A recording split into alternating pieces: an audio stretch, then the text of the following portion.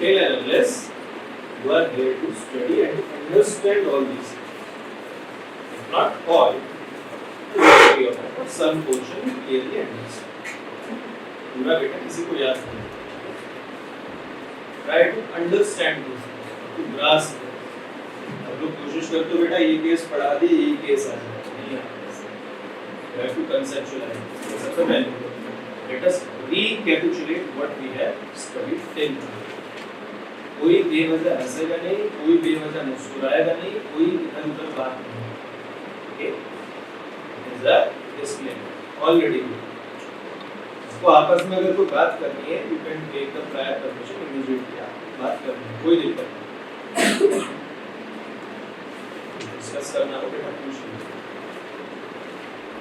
सबसे पहले what were the water soluble vitamins we have covered so far?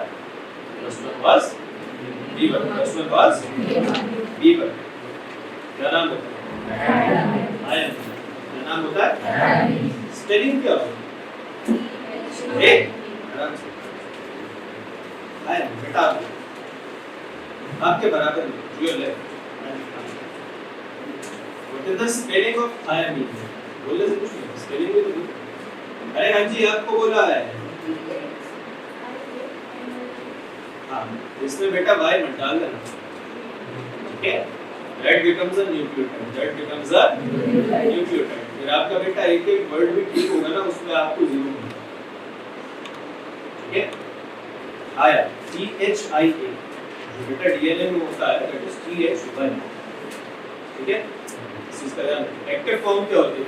Thiamine. क्या होती है? Thiamine pyrophosphate. TPP क्या होता है? TPP. उसके बाद अगला कौन सा होता है? कौन सा होता है? BP. और ने गुड राइट. क्या होता है बेटा एक्टिव फॉर्म इसकी? FMN. अच्छा हाँ B1 के बेटा कार्डिनल सिम्टम्स क्या होता है फिजिकल एग्जामिनेशन? दानिश डिमेंशिया, डिस्काइनेसिया, एटेक्सिया, डिस्टाइनेसिया. ठीक है? ये सब translates into वर्निकेज encephalopathy.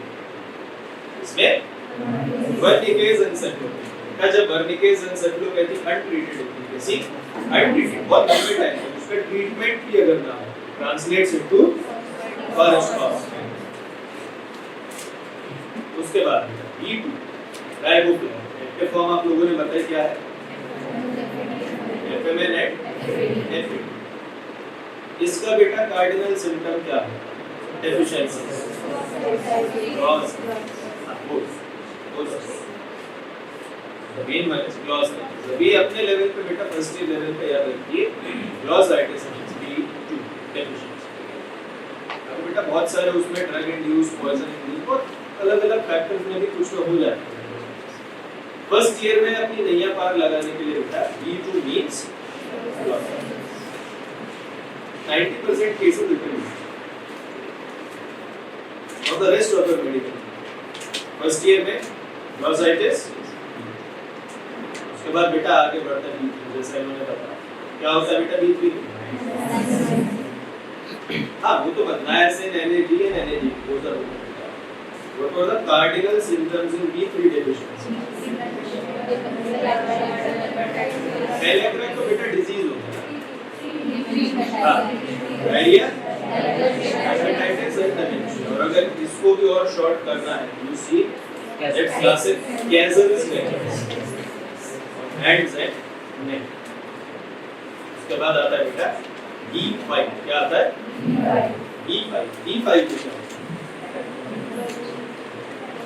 What is the common name for B5? Bentothenic acid. Bentothenic acid. Active form? Coenzyme. Active form is coenzyme. क्या होती है बेटा active form? What are the cardinal symptoms of B5 deficiency? Burning good sensation, especially at night. And related to that, neuropathy. Peripheral system, especially lips. ठीक है? यहाँ तक और even अगर आप B6 भी इंक्लूड करते हैं फिजिकल साइंस आपको फिजिकल एग्जामिनेशन के साइंस आपको अच्छे नहीं B6 में थोड़ा कम लेता है B6 will require that homocysteine estimation and all that है B7 में भी आपको फिजिकल साइंस कुछ हद तक मिल जाता है B9 B12 में नहीं मिलता जैसे जैसे बेटा आगे बढ़ता है ना विटामिन्स में वैसे वैसे बेटा फिजिकल एग्जामिनेशन के साइंस थोड़ा ब्लरी होते चले जाते हैं तो दे आर नॉट कंक्लूसिव ये ऐसा नहीं कि मान लो अगर इस सफरिंग फ्रॉम एटेक्सिया इस chronic alcoholic he is in dementia तो उसका मतलब सब B1 की कमी है साफ पता चलता है ऐसा यहाँ नहीं होता इसलिए बेटा B6 तक का एक क्लास था इसके आगे का ये थोड़ा सा डिफिकल्ट है और मजे की बात है बेटा डेफिशिएंसी इनमें आगे वालों में ज्यादा नहीं ओके थोड़ा केयरफुल यहाँ पे बेटा लैब रिपोर्ट्स का भी कुछ रोल आने लगा है अभी तक हमने लैब रिपोर्ट्स इतना वो नहीं मेजर नहीं देखी जैसे B2 की डेफिशिएंसी है तो बेटा वो ग्लोसाइटिस से पता चल जाएगा आपको लैब रिपोर्ट थोड़ी चाहिए B3 की डेफिशिएंसी है तो बेटा वो पेलेग्रा है उसके साइंस और सिम्टम्स जो है पता चल जाएगा ठीक है तो इस चीज का ध्यान रखें ठीक है सुना सुन रहा है सुनाई दे रहा है पढ़ो केस पढ़ो जरा आवाज आ रही है पीछे तो यस ऐसा आ रही है बेटा यूनिसेंस में आना चाहिए ठीक है brittle nails and scaly red rash around her eyes क्या फिजिकल एग्जामिनेशन का साइंस में आपको देखिए first one is progressive hair thinning कौन सा प्रोग्रेसिव हेयर थिनिंग कैसे पता चलता है प्रोग्रेसिव हेयर पता प्रोग्रेसिव हेयर थिनिंग कैसे पता चलता है जैसे जो टर्मिनल एंड्स होते हैं ना बेटा they become little more thin and ठीक है उनकी बहुत तेजी से थिनिंग होती चली जाती है देन brittle nails जैसे आपने ऐसे किया नाखून टूट गया and a scaly red rash around her eyes nose and mouth for past few months ये तो बेटा तरह से फिजिकल एग्जामिनेशन के आपको साइंस मिल रहा है जैसे पेशेंट आता तो आप देखते हैं ना फिजिकली एग्जामिन करते हैं क्या क्या है उसमें She also reports experiencing frequent episodes of fatigue, muscle pain and mild depression जो आप लोगों को रहता है आपके वाले सिम्टम है फटीग भी है आप सब लोग थके रहते हैं सारा टाइम की मसल पेन भी रहता है एंड माइल्ड डिप्रेशन भी रहता है She denies any significant past medical history but mentioned that she has been consuming large quantities of raw egg whites daily as part of a weight loss regimen. ठीक है? तो 30 बजे दिमाग आगे क्या? अभी ये पार्ट रह Never ever jump to conclusion without taking full details. Never. चाहे आपको पता है कभी भी बेटा बिना पूरी बात पेशेंट की सुने कंक्लूजन पे मत आइए On physical examination, the patient has dry skin, mild conjunctivitis and perioral dermatitis. Neurological examination revealed mild lethargy, but no focal neurological deficits. Lab test shows normal complete blood count and basic metabolic parameters. However, her urine organic acid analysis reveals increased level of 3-hydroxyisovaleric acid and 3-methylproteinuric glycine. What is the difference between lethargy and fatigue? पता है? आज से पहले कभी सोचा बेटा दोनों term साथ में यूज करते हैं lethargy भी और fatigue क्या डिफरेंस होता है fatigue and lethargy बेटा क्या फर्क है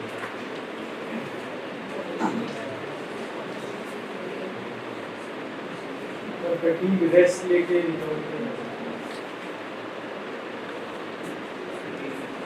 रेस्ट लेके रिकवरी बेटा fatigue का मतलब होता है बहुत जल्दी थक जाना यानी कि आपने कुछ एटलीस्ट काम तो किया Lethargy is a kind अगर मुझे कोई बोले कि चेयर मूव कर दो मैं चेयर मूव ही नहीं करता it is a kind of lethargy आप जहां पड़े हुए यू आर जस्ट देयर इसको आलस्य भी नहीं कहते बेटा आलस्य इज अ डिफरेंट थिंग आलस्य अलग होता है lethargy थोड़ा डेंजरस होता है ठीक है क्या बेटा इसका है आपका diagnosis? It is B7. It is B7 biotin deficiency. इसकी बायोटिन की deficiency. How did you come to that conclusion बेटा? It is B7 deficiency. क्या? First one is better brittle legs. First one is brittle legs. And the second is progressive hair thinning. Progressive hair thinning. का ये आपका cardinal symptom है. B7 deficiency. इसके B7 deficiency. ये देखो. Progressive hair thinning, brittle legs. And you can include this thing also. Scaly red rash around the eyes. ये और भी बहुत cases में होता है. इनके साथ है तो और confusing बनता है. Also, ये पढ़ो. She has been consuming large quantities of raw egg white daily as part of her weight loss regime. इसका मतलब क्या है? इसकी dietary history. कौन सी history? Dietary history. Raw egg white में क्या होता है? क्या होता है? क्या होता है? होता है? हाँ, किसी ने इधर बोला एल्ब्यूमिन. हाँ.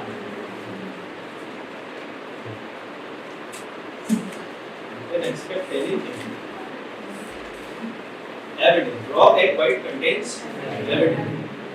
Why is evident dangerous? When consumed, evident forms a complex with biotin. Forms a complex with biotin. Forms a complex with very strong complex. It cannot be separated easily. इसकी वजह से क्या होता है बेटा? बायोटिन अपनी functional ability खो देता है. क्या खो देता है? Functional ability. यानी कि बायोटिन किसी काम का नहीं. Biotin has lost its coenzyme capabilities. Once it forms complex with evident.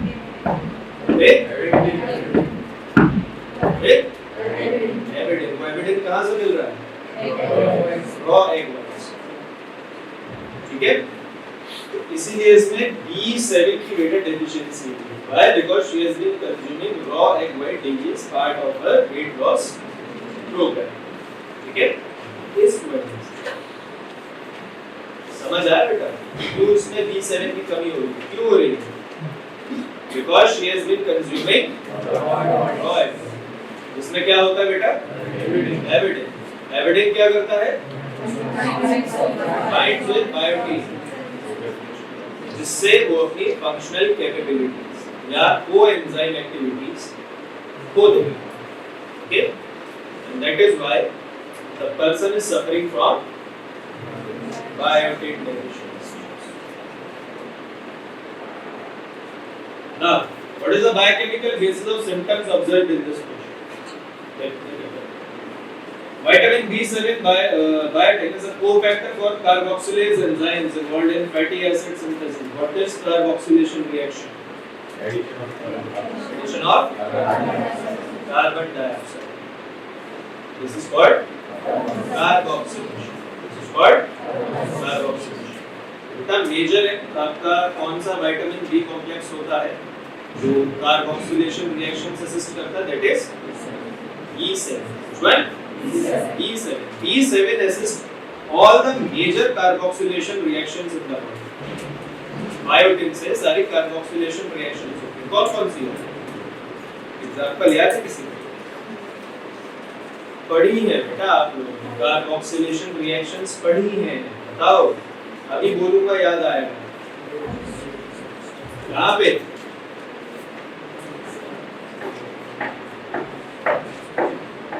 Pyruvate involved. क्या?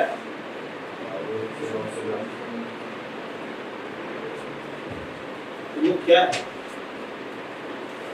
थोड़ा और define. What reaction is in gluconeogenesis? इसमें gluconeogenesis कौन सी होती है बेटा? वो तीन बाईपास रिएक्शन. देखो, gluconeogenesis technically a complete reversal of glycolysis. It is a complete reversal of glycolysis. But there are three reactions which are to be bypass. ये तीन रिएक्शंस इंपॉर्टेंट होती हैं. उनमें से एक रिएक्शन है, वो कौन सी है? जिसमें कार्बोक्सिलेशन होता है. क्या होता है? कार्बोक्सिलेशन. और उसमें बायोटिन लगता है. कौन सी बोलो?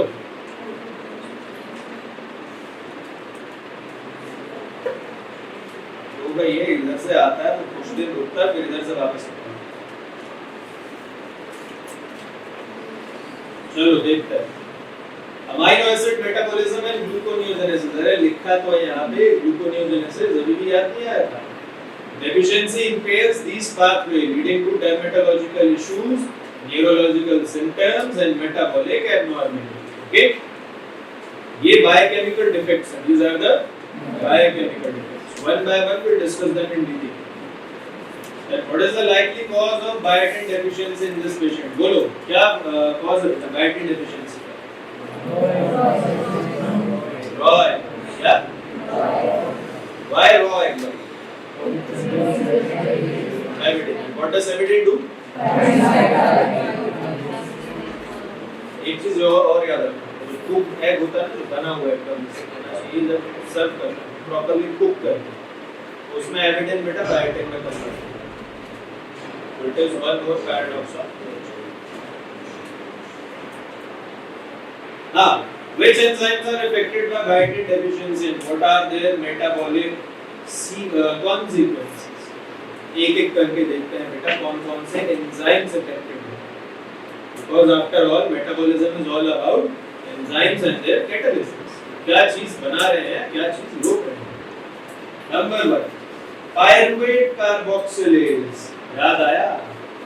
बजी घंटी बेटा, पहला बाईपास स्टेप होता है ये, कौन सा? Pyruvate carboxylase. Pyruvate carboxylase impaired gluconeogenesis leading to hypoglycemia and lactic acidosis. जब स्टार्ट होता है मैलेट ऑक्सलेट शटल आपका चलता है तो ये रिएक्शन सबसे पहले होती है जो बाईपास होते जाती है बेटा पायरुवेट कार्बोक्सिलेज। इसके बाद बेटा ग्लाइकोलाइटिक रिवर्सल शुरू होता है। ये कौन सा स्टेप बाईपास करता है बोलो? फॉस्फोइनोल पायरुवेट से पायरुवेट बनता है, that is a irreversible step, that is a irreversible step.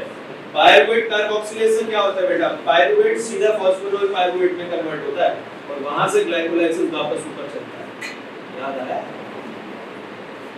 You only have to remember those three reactions. मैंने आपको तब भी बोला इनमें से एक ये कैटालाइज करता है।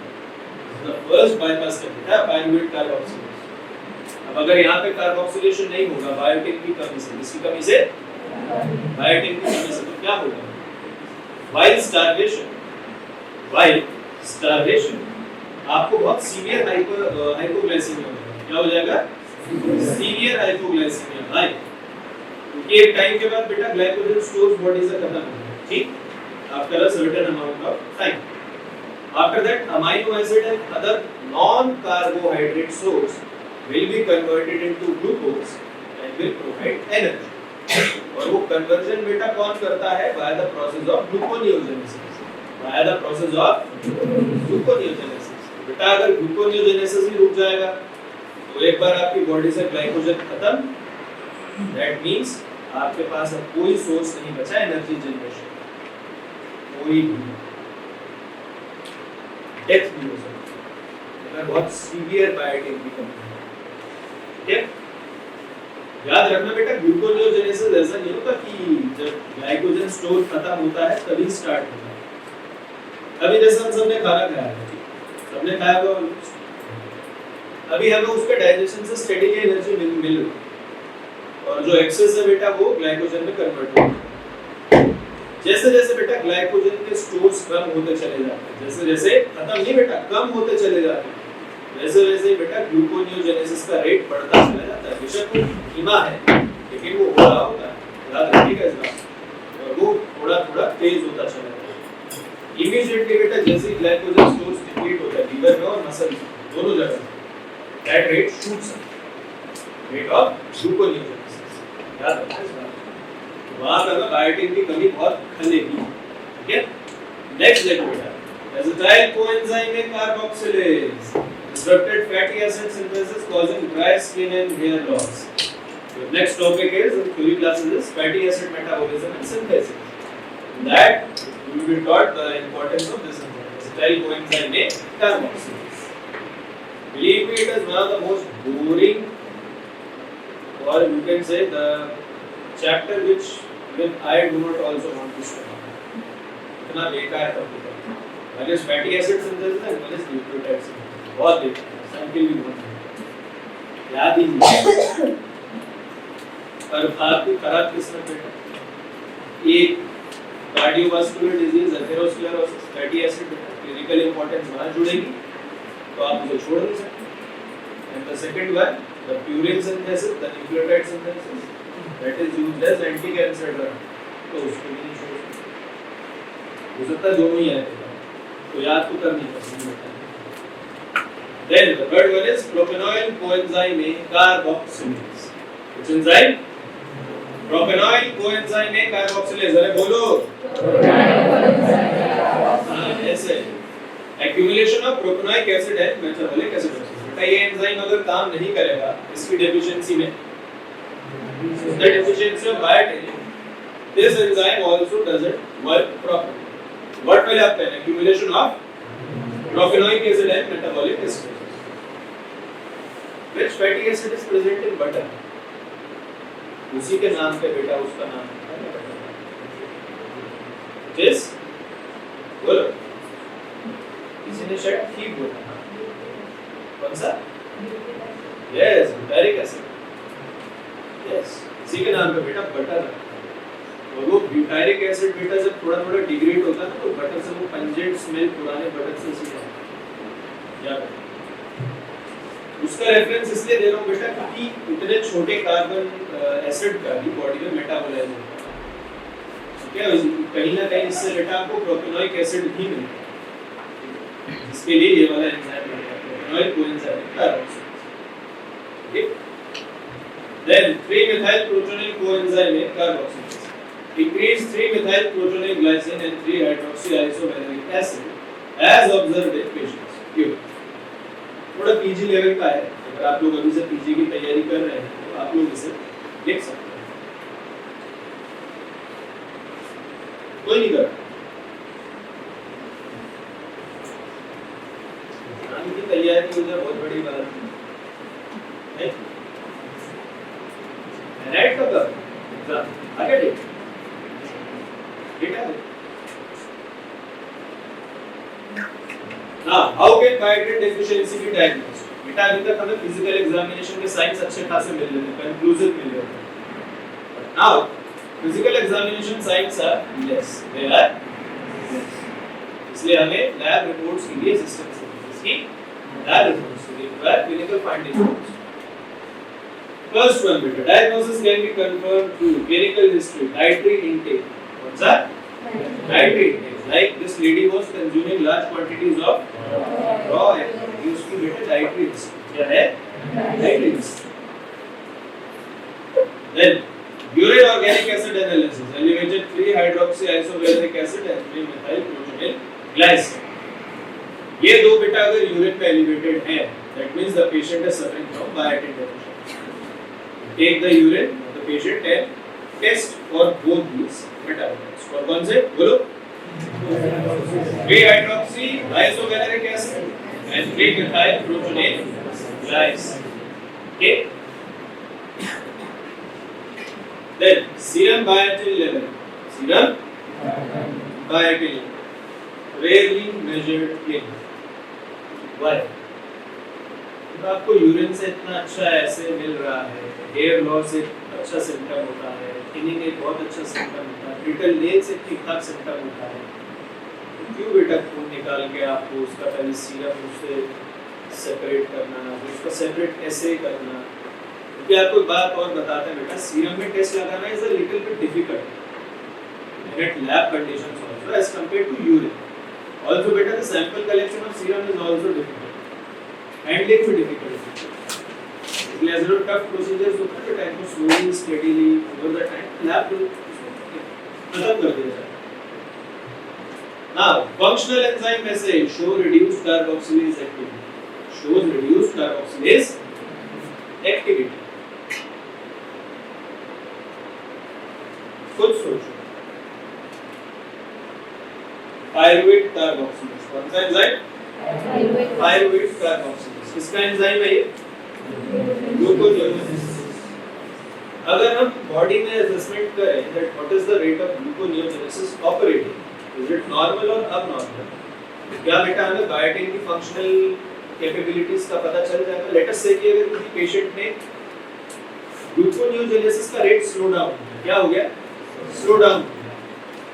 बेटा हो सकता है उसमें पायरुवेट कार्बोक्सिलेज ठीक से काम ना करे, ना काम कर रहा हो पायरुवेट कार्बोक्सिलेज, इसका मतलब क्या है बेटा? इसमें बायोटिन की कमी है, बायोटिन। लेट अस से आपके पास एक पेशेंट आता है जिसमें हेयर थिनिंग हो रही है, ब्रिटल नेल्स है, ठीक, यूरिन का भी टेस्ट लगने के लिए गया हुआ है, तब तक आप क्या कर सकते हैं बेटा? असेसमेंट कर सकते हैं और time permits functional enzyme acid showing reduced carboxylase, आप उसकी कार्बोक्सिलेजेस की एक्टिविटी का असेसमेंट कर सकते हैं, कार्बोक्सिलेज, ठीक। अगर तो बेटा रेट ऑफ ग्लूकोनियोजेनेसिस प्रॉपर है तो सारे सस्पेक्शंस हमें खारिज कर देंगे, we have to discard all those suspicions। अगर बेटा रेट ऑफ ग्लूकोनियोजेनेसिस आपका घटता जा रहा है, इससे कंफर्म हो रहा है biotin is deficient, biotin is deficient. Then what is the appropriate treatment for this patient? चढ़ा दो बेटा बायोटिन, इनका ट्रीटमेंट सबसे इजी होता है, जिनकी वजह से कमी हो रही है वो रोक दो, और जिसकी कमी है बेटा, ठीक है। But the thing is, ये RDA, is it RDA or what? ये RDA नहीं है, सप्लीमेंट, कितना? सप्लीमेंट, ये देना है, याद रखना। थायमिन का कितना होता है? थायमिन का कितना होता है? कितना? It is I think 500 mg per day। Riboflavin का कितना होता है? It is around 10 to 15 mg per day। इसका कितना है? बायोटिन का ओरल बायोटिन सप्लीमेंट्स कितना है? 5 to 10 mg per day। कितना? 5 to 10 mg per day। ये एक सप्लीमेंट का बेटा याद रखना पड़ेगा कितना आपको देना है। Then dietary modification, like what was the history of this woman? Consuming raw egg whites, consuming raw egg whites। तो हमको क्या करना है बेटा? रॉ एग व्हाइट सब उसकी डाइट से रिमूव करना है। Ensuring adequate intake of biotin rich foods like nuts, eggs and liver। Finally, supportive care for dermatological and neurological symptoms। Now, what populations are at high risk for biotin deficiency? कौन लोग बेटा higher risk पे हैं for developing biotin deficiency? Individuals consuming raw egg white frequently। कौन होता है बेटा ऐसे इंडिविजुअल्स? क्या? जोर से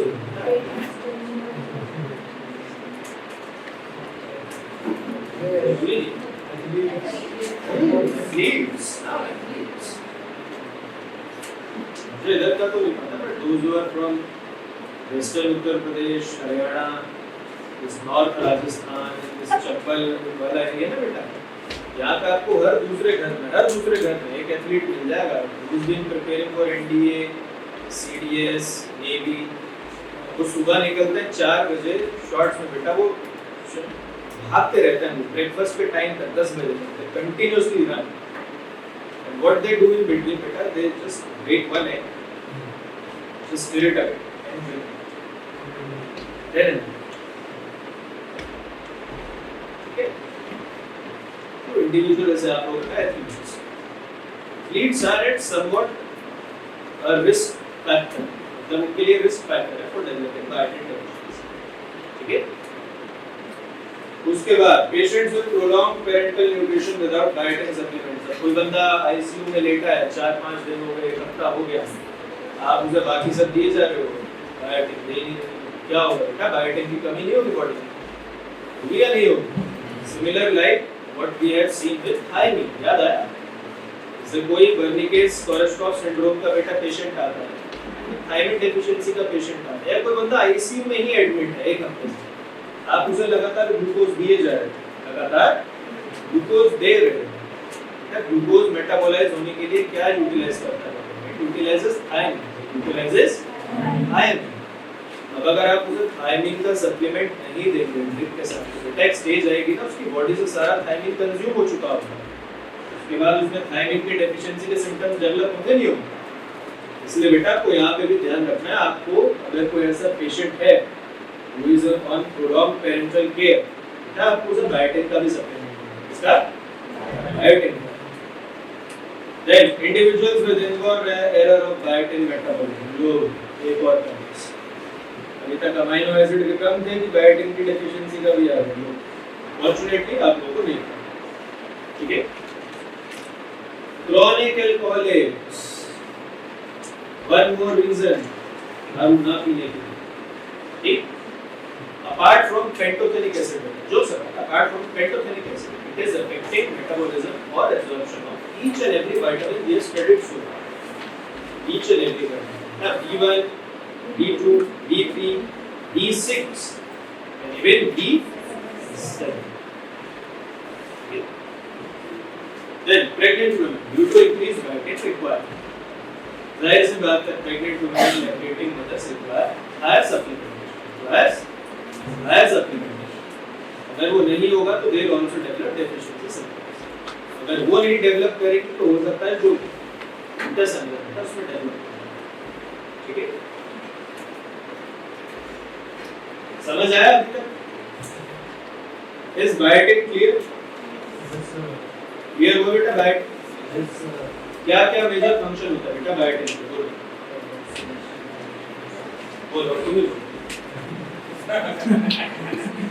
और बल्ले Chaudhary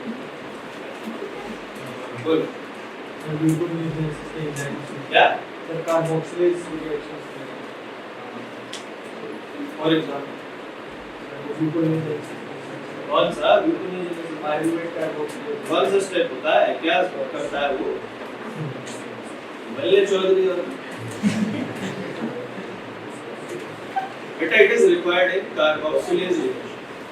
Major function of biotin is carrying out carboxylase reactions in the body. कौन सी reactions बेटा? Carboxylase reactions. अच्छा वो याद दिलाए, point मिस होता है। There are certain carboxylase reactions in body which are biotin independent. बेटा जो biotin के बिना होती है, they are 3 or 4 reactions and those are the only exception। और मैं अपना नाम बदल लूंगा अगर आपका इस पे वाइवा हो गया और इसके बिना, इस क्वेश्चन के बिना आपको छोड़ दूंगा। बोलो कौन कौन सी? बोलो, एक रिएक्शन तो पढ़ी है आपने, वो H2CO3 वाला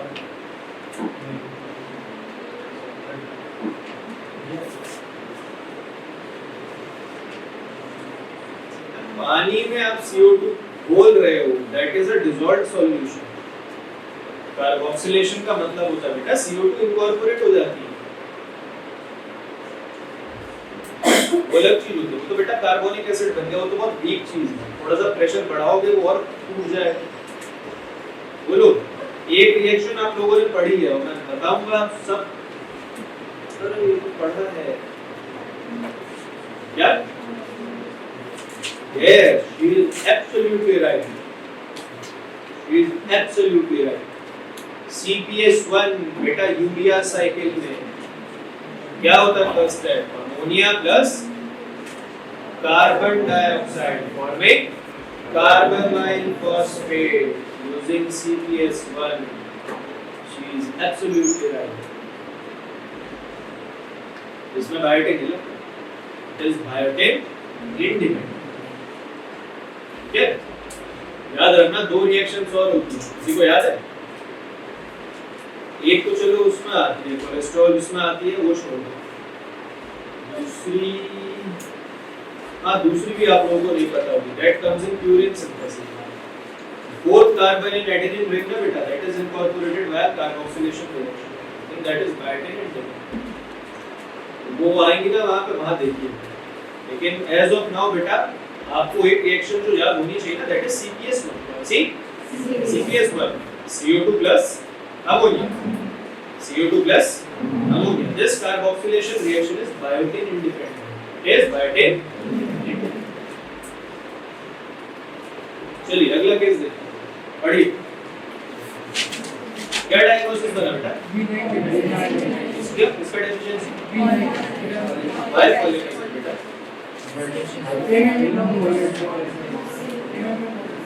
क्या?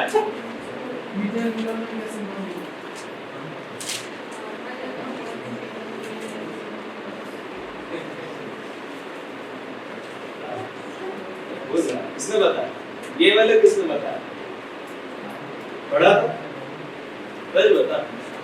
पक्का? चलो इसके लिए ताली बजाओ। खड़ा है? This is the only diagnostic parameter. E9 की deficiency. This is the only diagnostic parameter. High malic acid, MMA, ये normal है। इसकी क्या कहानी है? एक तो नॉर्मल है। We'll continue it further slides. But as of now, that gentleman has given the exact answer which I was actually not expecting. चलो केस देखते हैं। A 45-year-old male, please pay attention. A 45-year-old male presents to the clinic with complaints of fatigue, pallor and shortness of breath for past 2 months. इसके symptoms की आप जैसे ही लगे।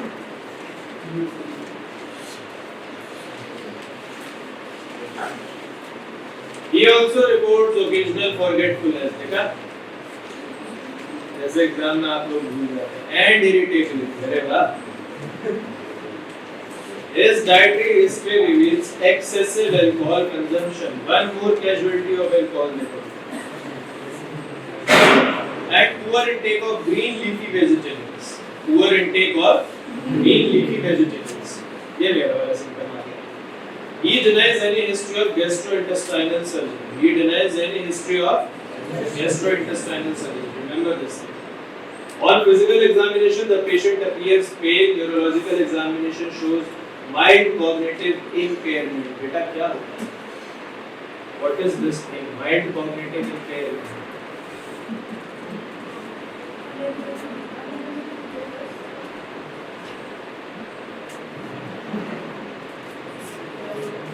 Just partially, only slightly it is correct, but not the exact answer. Just mild cognitive impairment. आप लोगों को नहीं पता होगा, मैं बता रहा हूँ। Dementia का patient देखा?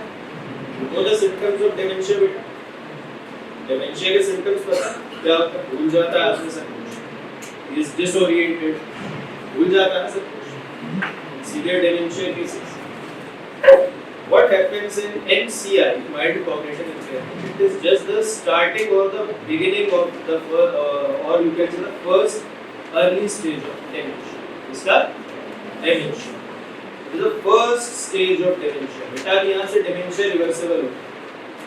अभी तक यहाँ से complete reversal हो सकता है. ठीक? लेकिन अगर ये MCI की stage को पार करके grade 2, grade 3 तक पहुँच गया ना बेटा, फिर वहाँ से dementia irreversible होता है. That damage is permanent. और इसको डायग्नोस कहाँ करते हैं पता है कैसे करते हैं? MCI डायग्नोस पता है कैसे होता है? There is a specific test in psychiatry that called MMSE, Mini Mental State Examination. Mini Mental State Examination.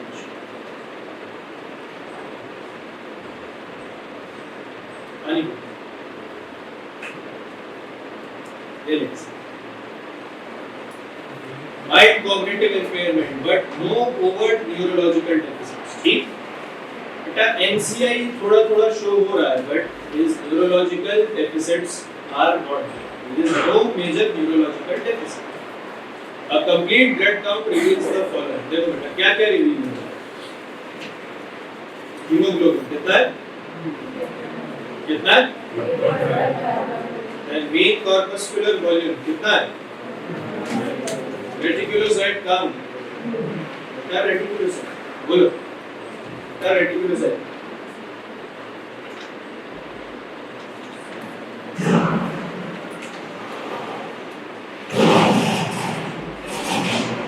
बोलिए बेटा. क्या reticulocyte?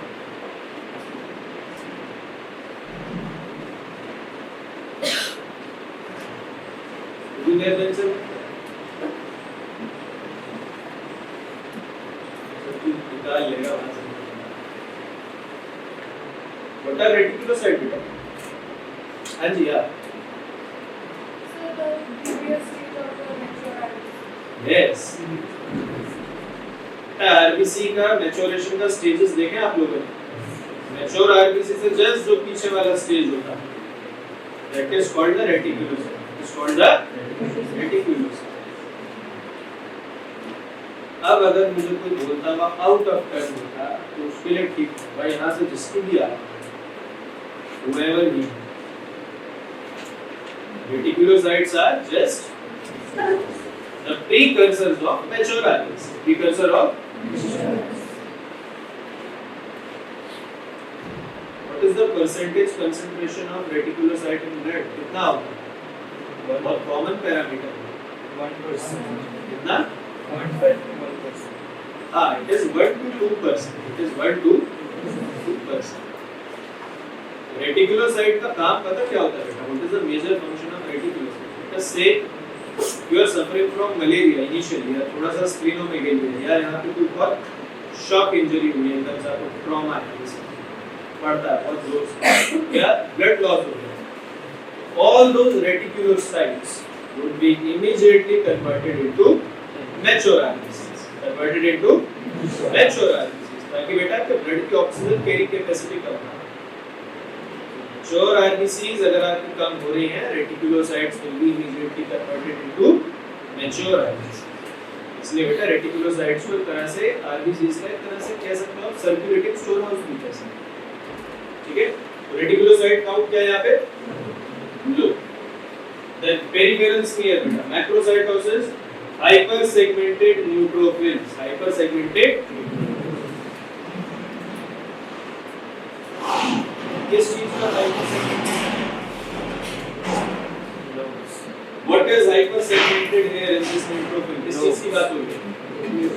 किसका? किसका? किसका बेटा हाइपरसेगमेंटेशन हो रहा है यहाँ? न्यूक्लियस। किसका? ग्रैन्युलोसाइट में न्यूक्लियस होता है कि एक ग्रैन्युलोसाइट में न्यूक्लियस होता है? बोलिए। ग्रैन्युलोसाइट में न्यूक्लियस होता है या एक ग्रैन्युलोसाइट में होता है? कोई नहीं बोलेगा, बता बोलो बेटा।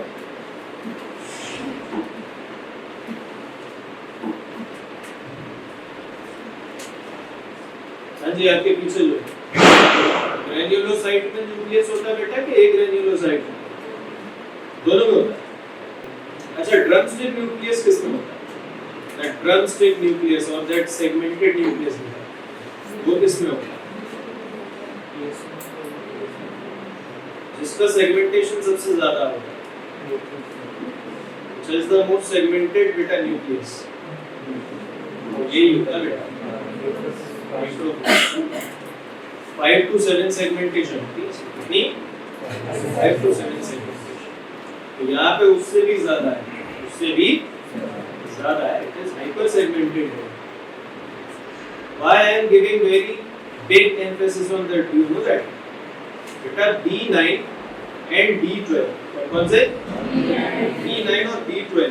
आपने ये डायग्नोस किसका किया केस अभी? B9।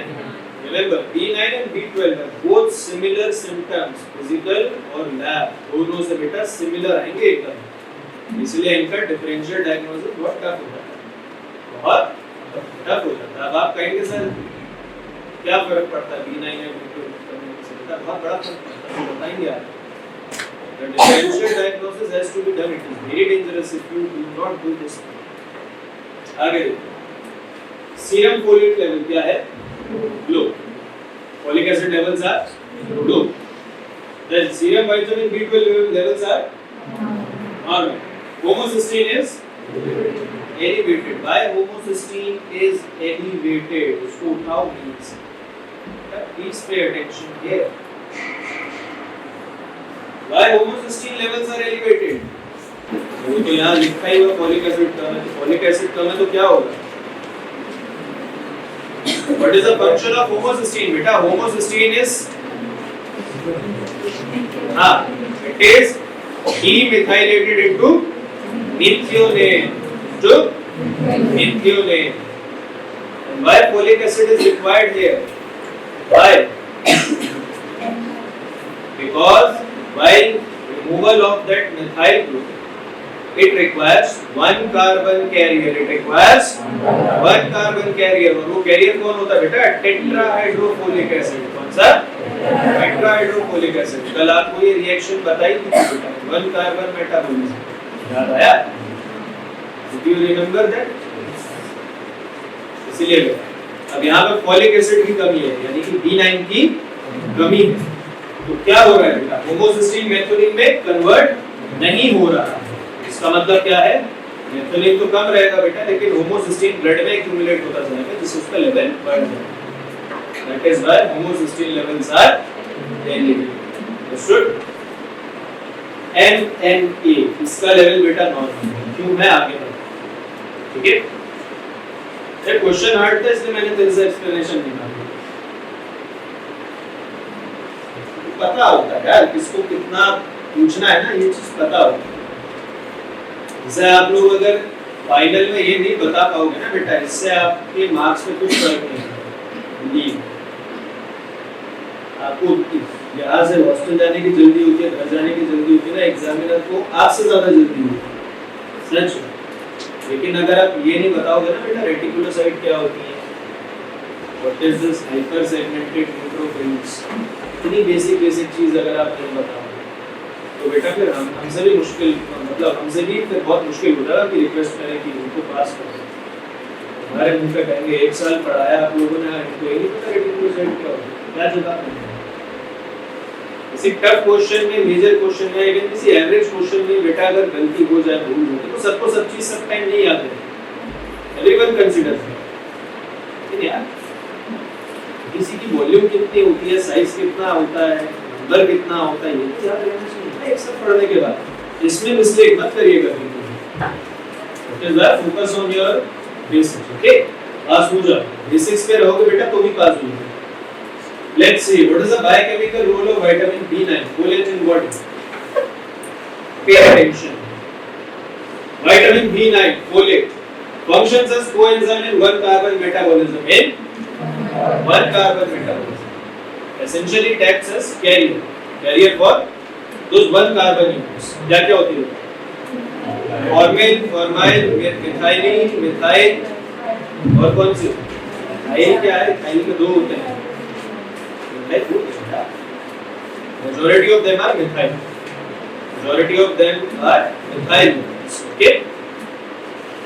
Then DNA or RNA synthesis. Folate is required for synthesis of purine and thymidylate by tetrahydrofolate mediated reactions. जैसा कि मैंने आपको बताया बेटा, carbon number 2 and carbon number 8 I suppose. अभी याद नहीं आ रहा एग्जैक्टली, क्योंकि वो रिएक्शन मैंने भी कभी अपनी पीजी में याद नहीं थी, वो इतनी घटिया थी. I used to despise that. Check कर लेना, there are 2 carbons, I think carbon number 2 and carbon number 8, which are added via tetrahydrofolate. By tetrahydrofolate mediated reaction in purine and pyrimidine synthesis, especially in purine synthesis. क्योंकि बेटा purine में 2 rings होती है ना, एक साथ फ्यूज्ड होती है, एडेनिन और गुआनिन में, इसलिए बेटा उसका सिंथेसिस थोड़ा सा हार्ड है. उसमें बहुत सारे कार्बन बहुत सारी अलग-अलग जगह से आते हैं.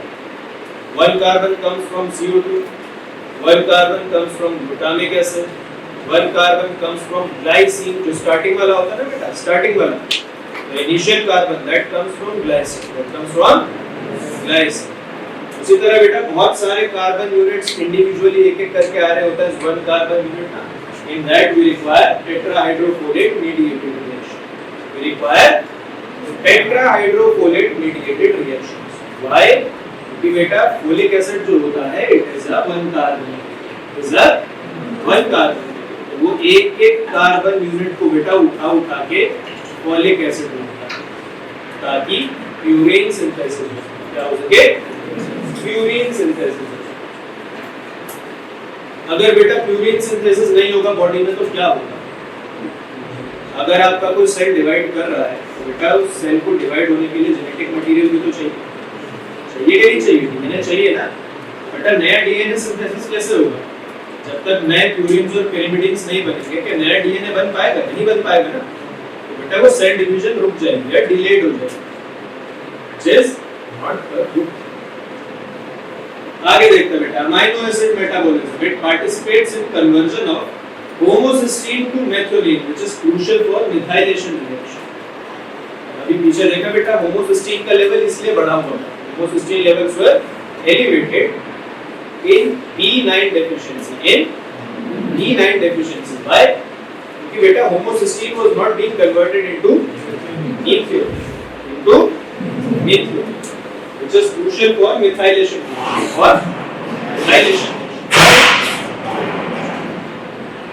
बेटा जो functional group remove होता है, one carbon unit होता है, कौन सा? methyl. Which one? methyl. याद रखिएगा इसको. Cell division. Rapidly dividing cells such as hematopoietic and intestinal cells are highly dependent on folate for replication. बेटा जितना rapidly dividing cell होगा जिस जगह उसको उतना DNA synthesis ज़्यादा करना पड़ेगा. बेटा अगर folate की कमी होगी बॉडी में, इसकी folate की कमी होगी, तो इसका मतलब क्या होगा? Those one carbon units cannot be incorporated into adenine and guanine. बेटा नया एडेनिन, नया ग्वानिन, नए प्यूरिन बेसिस बनेंगे ना, अगर फोलिक एसिड नहीं होगा तो वन कार्बन यूनिट्स बेटा उसमें इनकॉर्पोरेट नहीं हो पाएंगे. क्या नहीं हो पाएंगे? वन कार्बन यूनिट्स इनकॉर्पोरेट नहीं हो पाएंगे. As a result there will be less and less purine synthesis, less and less purine synthesis. इससे क्या कॉन्सिक्वेंस आएगा बेटा? Less and less DNA synthesis. जितने बेटा प्यूरिन न्यूक्लियोटाइड कम सिंथेसाइज होंगे बेटा डीएनए भी तो उतना कम बनेगा, बनेगा नहीं बनेगा? और जिस सेल को बेटा बहुत रैपिडली डिवाइड करना उसको तो डीएनए सिंथेसिस और तेजी से करना चाहिए, और यहाँ पे तो सिंथेसाइज हो ही नहीं रहा. इससे क्या होगा? उसके जेनेटिक मटेरियल के ट्रांसफर में बेटा कमी आएगी,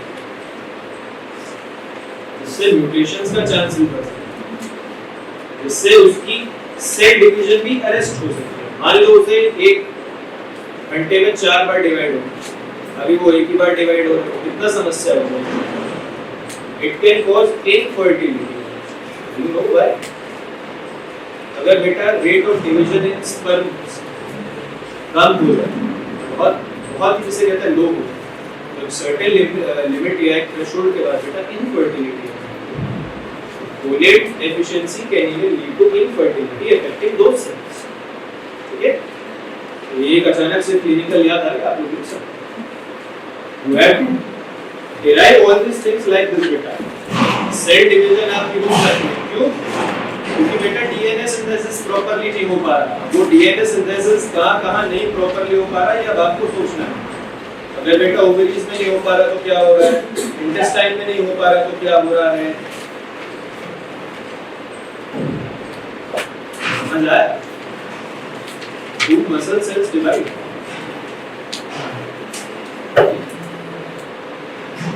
Muscle cells do not. और कौन से cells divide होते हैं? Which all cells are in progressive continuous division? बोलिए. और कौन से cells? That's it.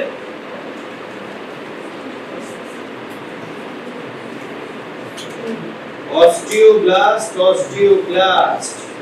आपकी हड्डी. विटामिन डी पढ़ा ना? विटामिन डी नहीं पढ़ा? पढ़ा दिया. सो रहा हूँ बैठ के. ऑस्टियोब्लास्ट, तो बेटा वहां पे भी असर डाल सकता है. तो आपको ऐसे you have to integrate all these things like this. अगर मैं यहाँ पे इसका इफेक्ट एक सेल पे बेटा बताने बैठूंगा तो शायद हम लोग को डिनर नहीं करना पड़ेगा. You have to do the rest of the things by yourself, integrate into your knowledge. आगे देखते हैं. Explain why folate deficiency lead to macrocytic anemia. I am giving special thrust on this B9 because all the functions and deficiency symptoms for B9 and B12 are almost identical. Most identical, except that gentleman which has pointed out the serum NMP. Okay, This requires a short and brief explanation. Okay. Apart from that, each and everything is same, almost identical. इसलिए बेटा B9 को ध्यान से पढ़ो. एक बार B9 ready हो गया, B12 90% of the B12 will be automatically ready. आगे देखो. Why folate deficiency leads to macrocytic anemia? Folate is essential for DNA synthesis. Why it is essential for DNA synthesis? बोलो.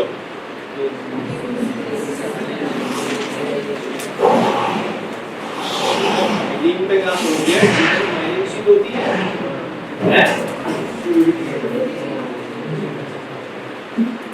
क्या बकवास कर रहे हो? ये ना माइलिन शीट नहीं होती है। अरे भाई folate is essential for DNA synthesis, बोलिए।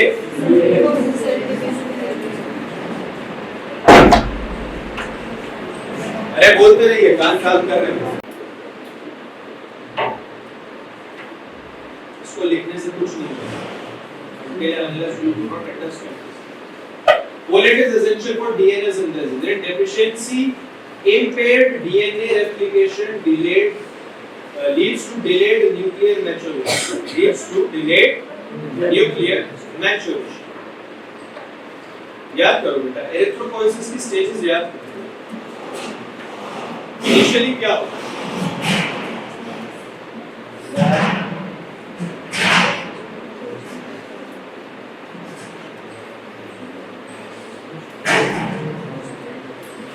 सीनियर रैंक होता ना, यहीं से बता दो, थोड़ा शांति रखना, सब कुछ शांतिपूर्वक तरीके से होगा। नहीं याद करो बेटा, हीमो एरिथ्रोपोइसिस की स्टेजेस क्या होती है? आरबीसी का साइज बेटा पहले ग्रेजुअली बड़ा होता है, जैसे जैसे वो मैच्योर आरबीसी की तरफ बढ़ता है वो छोटा होता चला जाता है। क्या होता चला जाता है? छोटा होता चला जाता है। अब वो सब चेंजेस मत बताना कि वो एंडोप्लाज्मिक रेटिकुलम कब गायब होती है, वो गोल्गी कब गायब होती है, न्यूक्लियस कब, we are not concerned with that. Just remember कि वो साइज छोटा होता चला जाता है। ठीक। अब आप देखो कि अगर बॉडी में फोलेट की कमी है, किसकी कमी है? तो उसकी वजह से क्या होता है? Leads to delayed nuclear maturation. Delayed nuclear, अगर बेटा न्यूक्लियस ही डिलेड मैच्योर हो रहा है तो इसका मतलब क्या है? जो एरिथ्रोपोइसिस है बेटा वो कहीं पीछे की स्टेज पे रुक गया है। अभी मैच्योर आरबीसी नहीं बना है बेटा, वो पीछे की स्टेज पे कहीं डिलेड है, पीछे की स्टेज पे कहीं डिलेड है, यानी कि वहां पे साइज कंपैरेटिवली बड़ा है एज कंपेयर्ड टू आरबीसी बड़ा है। इसलिए बेटा यहाँ पे हमें मैक्रोसाइटिक एनीमिया देखने को मिलता है। क्योंकि बेटा आरबीसी कंप्लीटली मैच्योर नहीं होता है, आरबीसी कंप्लीटली मैच्योर नहीं हो पाती, वो अपनी इमैच्योर स्टेज में अरेस्टेड है। और बेटा इमैच्योर आरबीसी का साइज नॉर्मल आरबीसी से बड़ा है। ठीक है, इसलिए बेटा मैक्रोसाइटिक एनीमिया हमें देखने को मिलता है। अब एनीमिया क्यों देखने को मिलता है? जो हीमोपोइटिक टिश्यू होता है बेटा, जहां से आपका ब्लड या आरबीसी का फॉर्मेशन होता है, क्या होता है?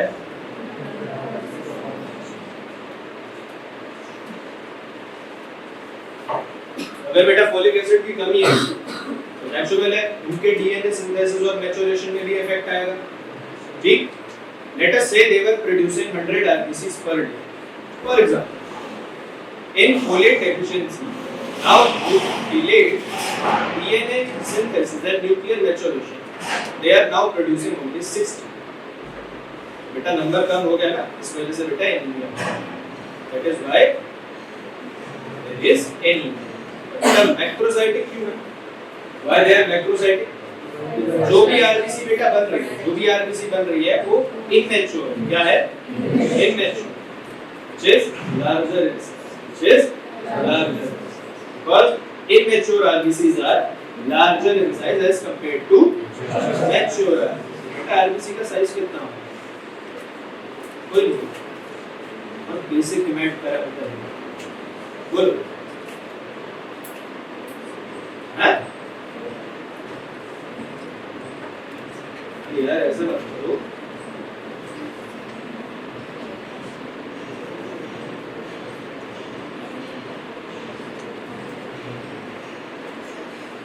कितना बेटा आरबीसी का साइज, मैच्योर आरबीसी का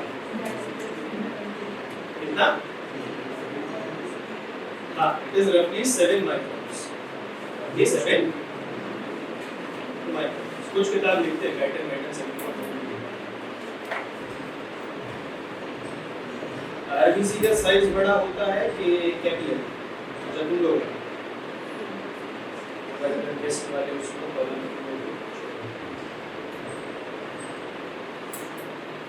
लास्ट में बोलो बेटा, आरबीसी का साइज बड़ा होता है कैपिलरी का? हैं? वाह, बोलो आप बोलो बेटा, आरबीसी का साइज बड़ा होता है कैपिलरी का?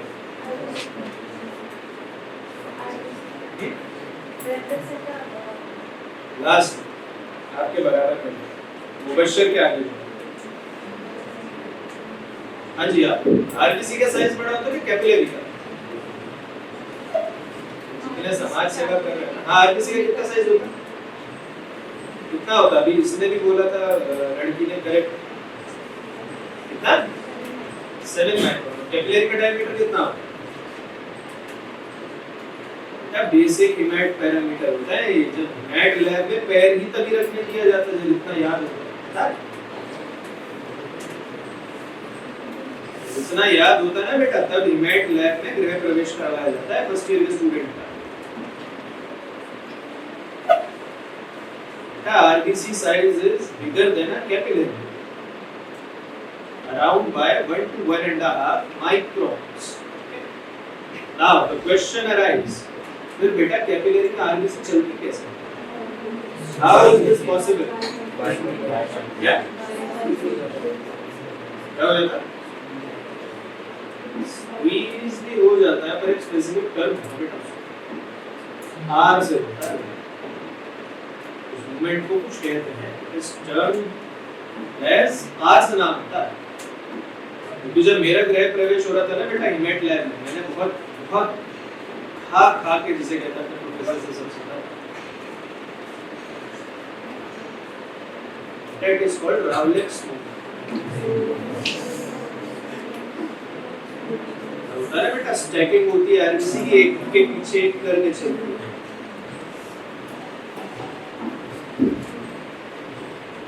वेन में डायमीटर ज्यादा होता है कि आर्टरी का? आरबीसी का। वेन में डायमीटर ज्यादा रहेगा बेटा कि आर्टरी में? इसमें क्यों?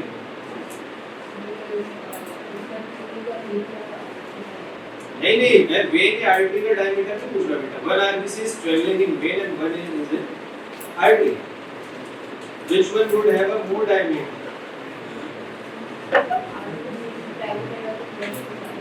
इसमें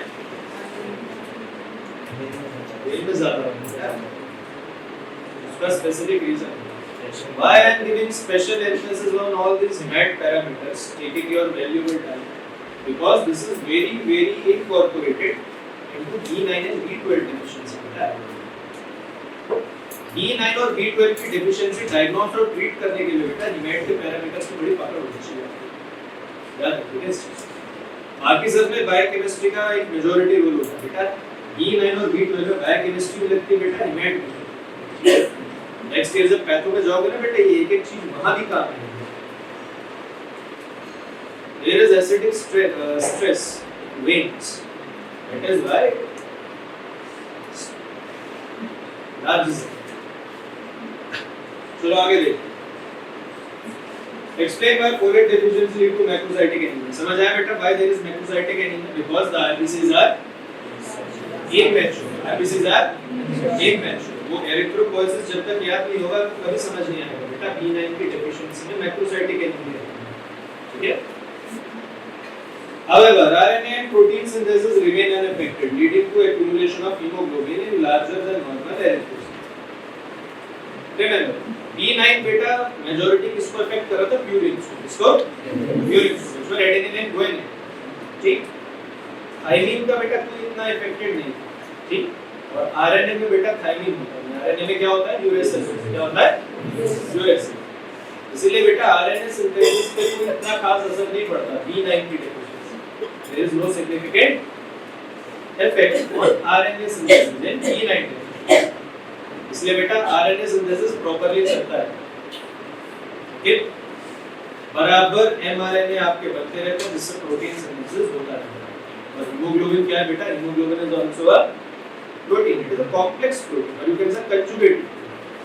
ठीक, इसलिए उन बड़े साइज की आरबीसी में जरूरत से ज्यादा हीमोग्लोबिन आ जाता है, हीमोग्लोबिन। इसलिए बेटा ये होता है macrocytic anaemia. This results in megaloblastic anemia characterized by macrocytosis IMCD. IMCD mean corpuscular volume बेटा बढ़ जाती है क्योंकि आरबीसी इमेच्योर है। हाइपर सेगमेंटेड न्यूट्रोफिल्स, बेटा न्यूट्रोफिल्स का जो न्यूक्लियस होता है और जो दूसरे उसमें होता है ना segments, it becomes even more segment. It becomes even more segment. And ineffective hematopoiesis यानी कि लो रेटिकुलोसाइट काउंट। रेटिकुलोसाइट काउंट बेटा इसलिए भी यूज की जाती है ताकि आपका बोन मैरो जो होता है ना, बोन मैरो उसकी एक्टिविटी को असेस किया जा सके।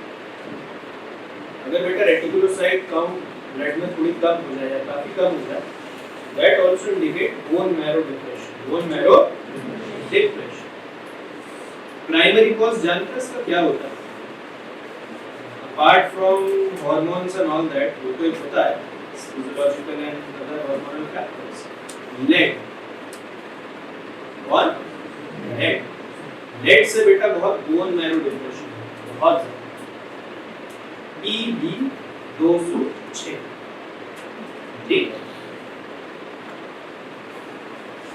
पीबी का मतलब क्या होता है? लेट पता है किसी? It is called plumbum. ये पुराने टाइम में बेटा 5 kilometre.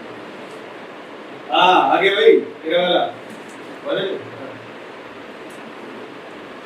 Why is homocysteine elevated in folate deficiency but methylmalonic acid remains normal? Remember, folic acid का प्राइमरी काम क्या होता है बेटा? It acts as one carbon carrier. It acts as one carbon carrier. बेटा होमोसिस्टीन से मेथियोनिन बनने में we require one carbon carrier. We require one carbon carrier, which is folic acid. Which is folic acid. अब जब बेटा body में folic acid की कमी होगी तो क्या होगा? होमोसिस्टीन से मेथियोनिन नहीं बन पाएगा। इसका मतलब क्या होगा बेटा? होमोसिस्टीन ब्लड में एलिवेटेड होगा, ब्लड में एलिवेटेड होगा। देखो, folate is required for conversion of homocysteine to methionine via methionine synthase which uses 5-methyl tetrahydrofolate as methyl donor। 5-methyl tetrahydrofolate as methyl donor। Understood? समझ आया? methyl donor कौन है यहाँ पे? 5-methyl tetrahydrofolate। In folate deficiency, this reaction is impaired, leading to homocysteine accumulation। जाहिर सी बात है जब फोलेट की बेटा बॉडी में कमी होगी तो क्या होगा? Homocysteine will not be converted into methionine। However, methylmalonyl coenzyme A mutase, ये एंजाइम का नाम, इसका नाम है enzyme methylmalonyl coenzyme A mutase, which converts methylmalonyl coenzyme A to succinyl coenzyme A। ये कौन है पता है? कहाँ सुना है इसे? PCA cycle। इसमें PCA cycle requires vitamin B12 but not folate। requires vitamin B12 but not folate। ये methylmalonyl coenzyme A mutase, क्या नाम है इसका एंजाइम का बेटा? methylmalonyl coenzyme A mutase। इसका काम क्या है बेटा? ये ब्लड में जो methylmalonyl coenzyme A होता है ना, MMA, methylmalonyl coenzyme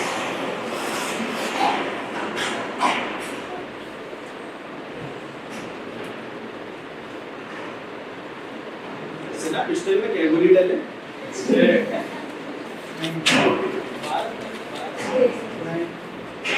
हाँ ये देखो, please pay attention।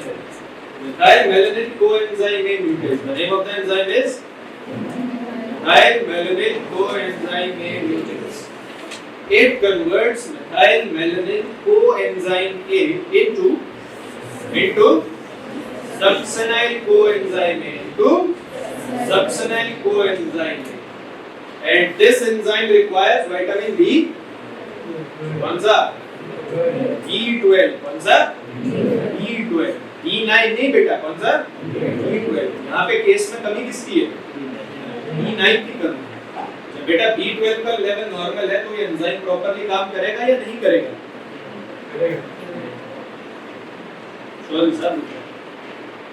बताओ बेटा। अगर बेटा B12 का लेवल नॉर्मल है तो MMA कोएंजाइम न्यूटेज प्रॉपर्ली काम करेगा या नहीं करेगा, करेगा। तो उससे क्या होगा, कॉन्सिक्वेंटली बेटा methyl malonyl coenzyme A will be converted into succinyl coenzyme. इसका मतलब क्या बेटा, मिथाइल मेलानिन कोएंजाइम है ब्लड में एक्यूमुलेट नहीं, ब्लड में एक्यूमुलेट नहीं होगा। क्यों नहीं होगा, क्योंकि बेटा it is continuously being converted into succinyl coenzyme, into succinyl coenzyme. एक बार बेटा सक्सेनाइल कोएंजाइम में बन गया तो कहां जाएगा वो, सीधा TCS में, TCS। इसीलिए B12 की डेफिशिएंसी में बेटा NMA का लेवल बढ़ा हुआ आता है। इसकी डेफिशिएंसी में B12 but not in folate deficiency, not in folate deficiency।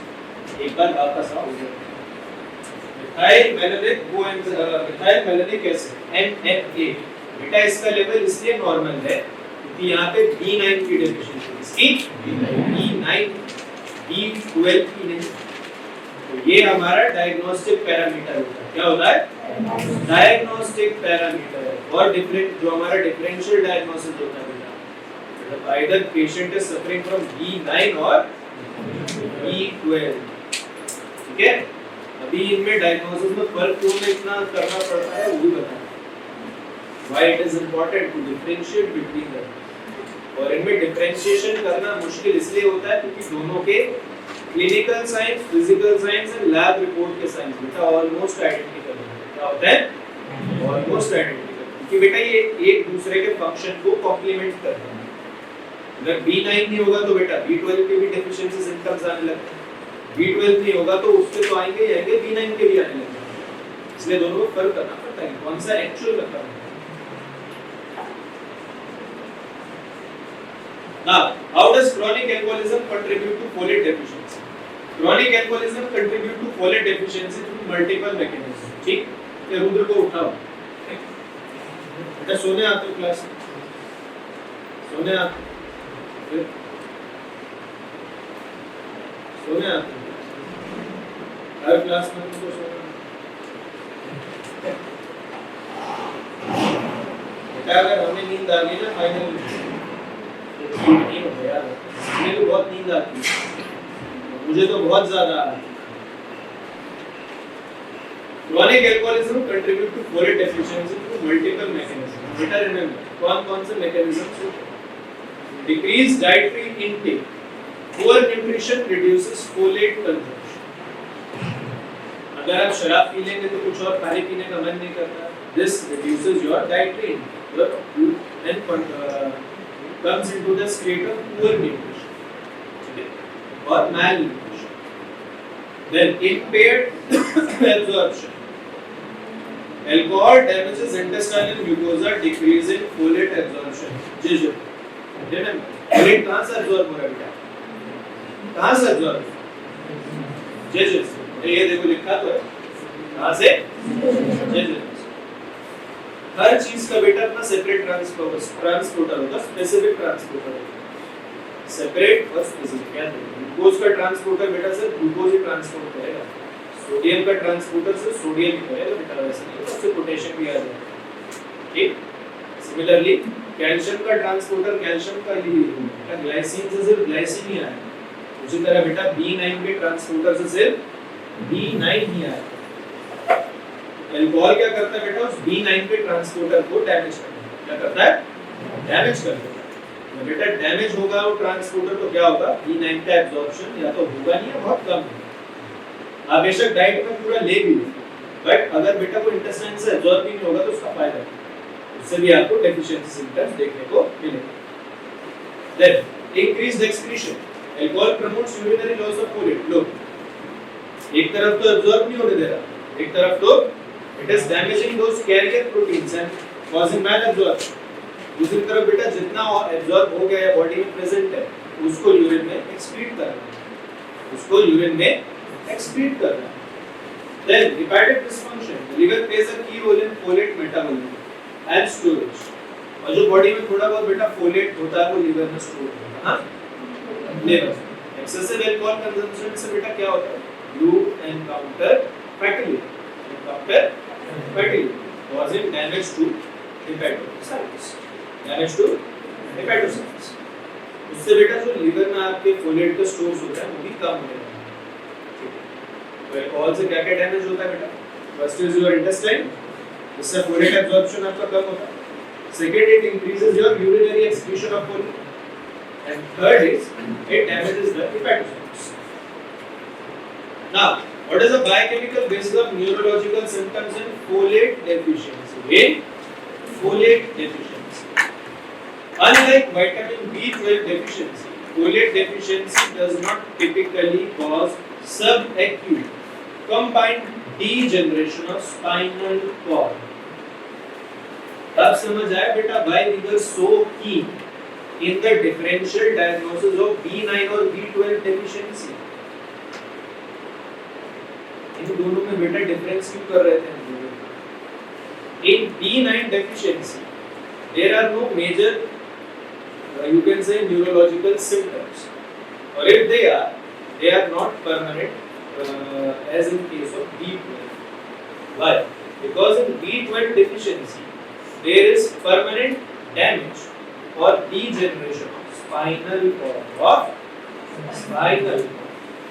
B9 में बेटा इतना खतरनाक नहीं है न्यूरोलॉजिकल सिम्पटम्स, लेकिन बेटा B12 में व्हाट हैपेंस, अगर वो डेफिशिएंसी परसिस्ट करेगी it can cause damage to your spinal,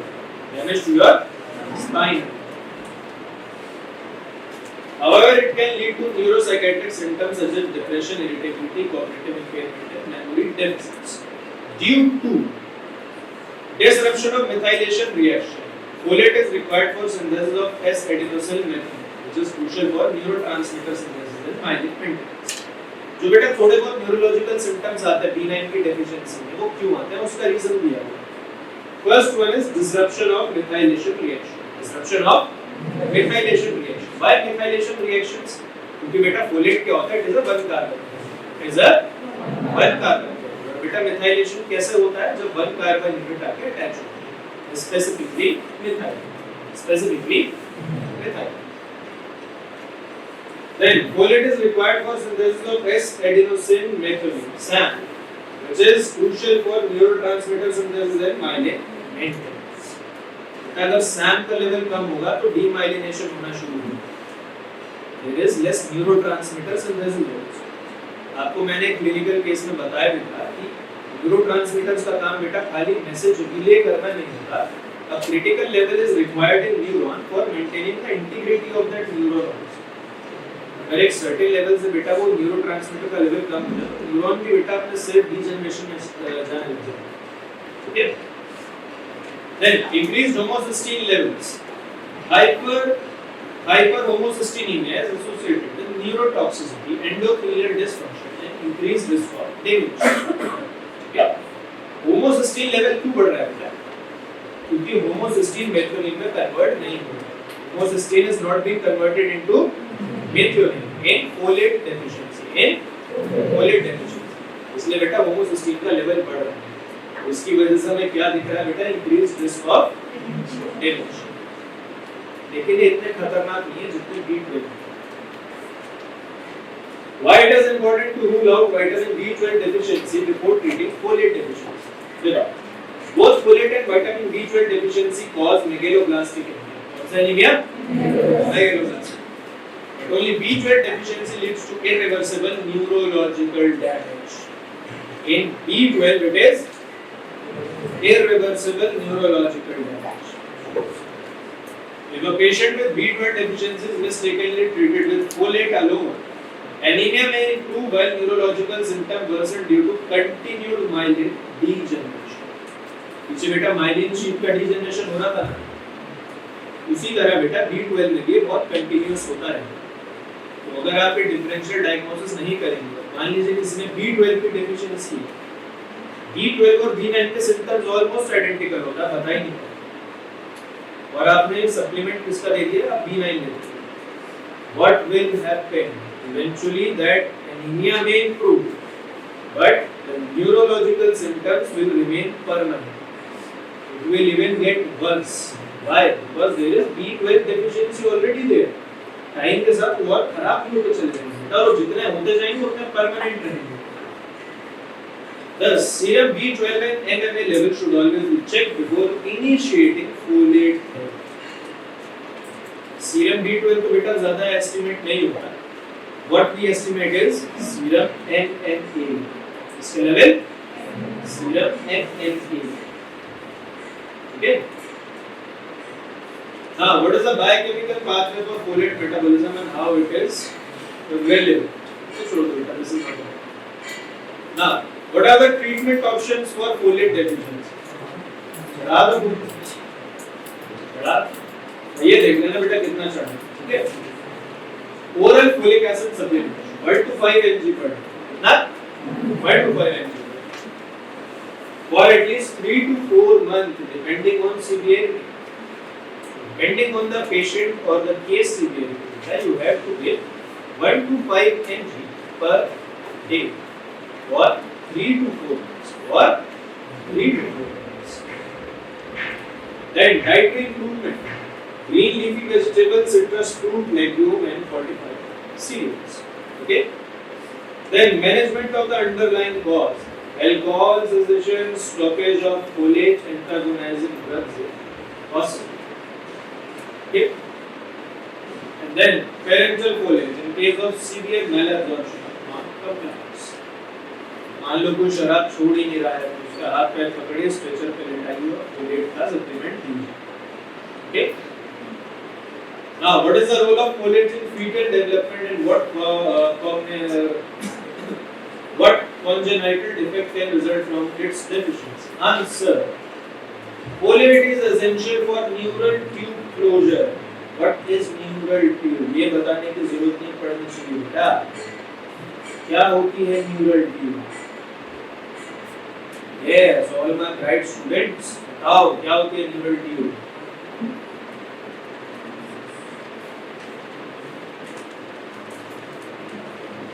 बोलो क्या होती है?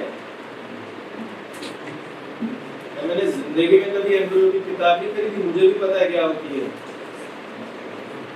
क्या होती है? वो स्ट्रक्चर नहीं पढ़ते, ऐसे होता है दो घर जाके जुड़ता है बेटा फीटस में। Running the primordial spinal cord याद नहीं यार, उसी से आगे बेटा हेड और वो सब बनते हैं। Remember, please pay attention to it. Folate is essential for neural tube closure during early embryogenesis. बेटा प्रेग्नेंट वुमेन को किसी चीज का सप्लीमेंट मिले ना मिले, रिमेंबर उसका फोलेट का सप्लीमेंटेशन हमेशा देते रहे। अगर नहीं होगा तो पता क्या होगा? There is a clinical condition called spinal bifida. Spinal, ये तो सुना होगा, तो लाल किताब में भी है। स्पाइनल bifida क्या होता है बेटा? Spinal cord like two. और इन सीवियर डेफिशिएंसी में क्या होता है बेटा? हेडलेस चाइल्ड पैदा होता है। ऐसा हेडलेस चाइल्ड, फोलेट डेफिशिएंसी। इस केस को पढ़िए। किसी को B9 में कोई दिक्कत, किसी को भी बेटा regarding anything, any questions regarding beta B9? किसी को नहीं? Shall we continue? पढ़िए। Please read it twice. Why B12 deficiency? Pernicious anemia पे बात नहीं। It is not pernicious anemia.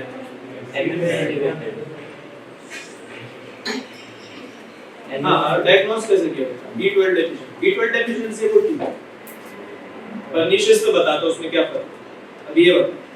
Serum B12 low, MMA, serum B12 low and MMA elevated. Good. ठीक है। लेकिन क्योंकि अभी स्लाइड चल रही है ना बेटा, इसलिए अभी देखने में हमको पता चल जाता है कि हाँ B12 का केस है। कुछ एलिमेंट्री उसे कहना चाहिए ना पैरामीटर्स भी याद रखना। अगर मान लो मैं इससे पहले विटामिन ए का केस पढ़ा रहा होता, विटामिन के का केस पढ़ा रहा होता, तो आप लोग एक्सपेक्ट नहीं करते बेटा अगला केस विटामिन B12 का।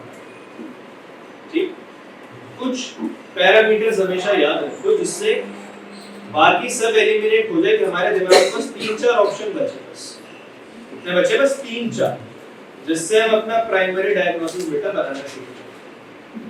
ठीक है, उस चीज का आदत है। अभी तो ठीक है, तो सोच के एक परसिस्टेंस होती है। B7 था, B9 था, तो B12 ही होगा। और ये भी एक बहुत अच्छा पैरामीटर आपको मिल गया। कहां गया मेरा? जैसे एलिवेट। लेकिन ये देखो, Pivot male present with OPD with complaints of progressive fatigue, numbness and tingling in his hands and feet. In his hands and feet. बेटा ये होता है B12 की डेफिशिएंसी का सिम्टम होता है। क्योंकि आपको मैंने पीछे बताया था B9 में there was degeneration in his spinal cord. Degeneration in his spinal cord. Now who will explain that why degeneration of spinal cord can cause numbness in hands and feet?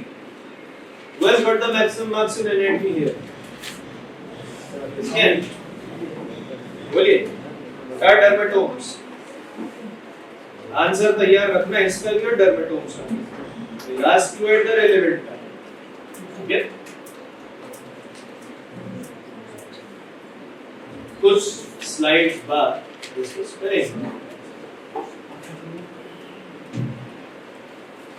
The decreased vibration and proprioception in lower limbs, positive Romberg's sign, positive Romberg's sign.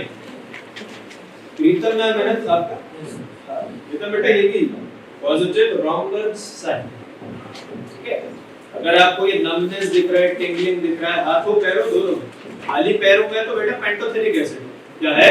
Pantothenic acid. हाथों पैरों में दोनों में दिख रहा है तो you can say कि हाँ B12 हो सकता है, ठीक। तो उसके बाद आपको क्या दिख रहा है बेटा? Positive Romberg sign, positive Romberg sign. तो हाँ B12 होने के चांसेस बहुत ज्यादा है। There is a certain good chance for B12 deficiency. धीरे-धीरे माइंड से बाकी चीजें एलिमिनेट कर दो। जब यहाँ तक पहुंच जाओगे ना बेटा, तब आप लैब में बोलोगे कि इनका mRNA का टेस्ट लगाओ। इसका टेस्ट लगाओ NMA, हाई मेलेनिक एसिड। जब बेटा ये एलिवेटेड आएगा तब आप कह सकते हैं that the person is suffering from B12 deficiency। हम B12 deficiency। Never jump to the conclusion immediately and always look for cardinal signs। cardinal signs। चलिए एक एक करके इस केस को डिस्कस करते हैं, इसमें ज्यादा टाइम नहीं लगेगा। Since we have discussed B9 in thorough detail, B12 won't take much time.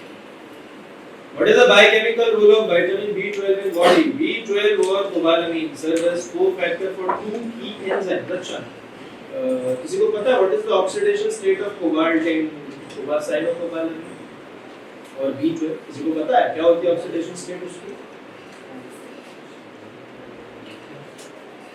ठीक है। मेथिओनिन सिंथेज, बेटा कौन-कौन से दो एंजाइम होते हैं? कौन-कौन से दो एंजाइम होते हैं जिसमें कोबालामिन लगता है? B12 लगता है। First one is methionine synthase. This is cytoplasmic. This is cytoplasmic. Converts homocysteine to methionine. ये काम और कौन कर रहा था? B9. Remember, जो काम बेटा B9 करता है वो काम में B12 भी असिस्ट करता है। और जो काम बेटा B12 करता है उसमें कहीं ना कहीं असिस्टेंस B9 तो मैं ऑन करूं। converts homocysteine to methionine, converts homocysteine to methionine, which is essential for DNA synthesis and myelin formation। पीछे देखा ना, why it is essential in DNA synthesis and myelin formation। Then methylmalonyl coenzyme in nuclease, ये mitochondrial है, क्या है? Mitochondrial. Converts methylmalonyl coenzyme to succinyl coenzyme, which is crucial for fatty acid and energy metabolism। बेटा NMA coenzyme में synthase और म्यूटेज ये किसकी deficiency से इफेक्ट हो रहे थे? B12 की डेफिशिएंसी। किसकी डेफिशिएंसी से? B12। इसलिए बेटा B9 में इनका लेवल नॉर्मल आ रहा था। B9 में level was normal, but in B12 their level is elevated. How does vitamin B12 deficiency leads to megaloblastic anemia?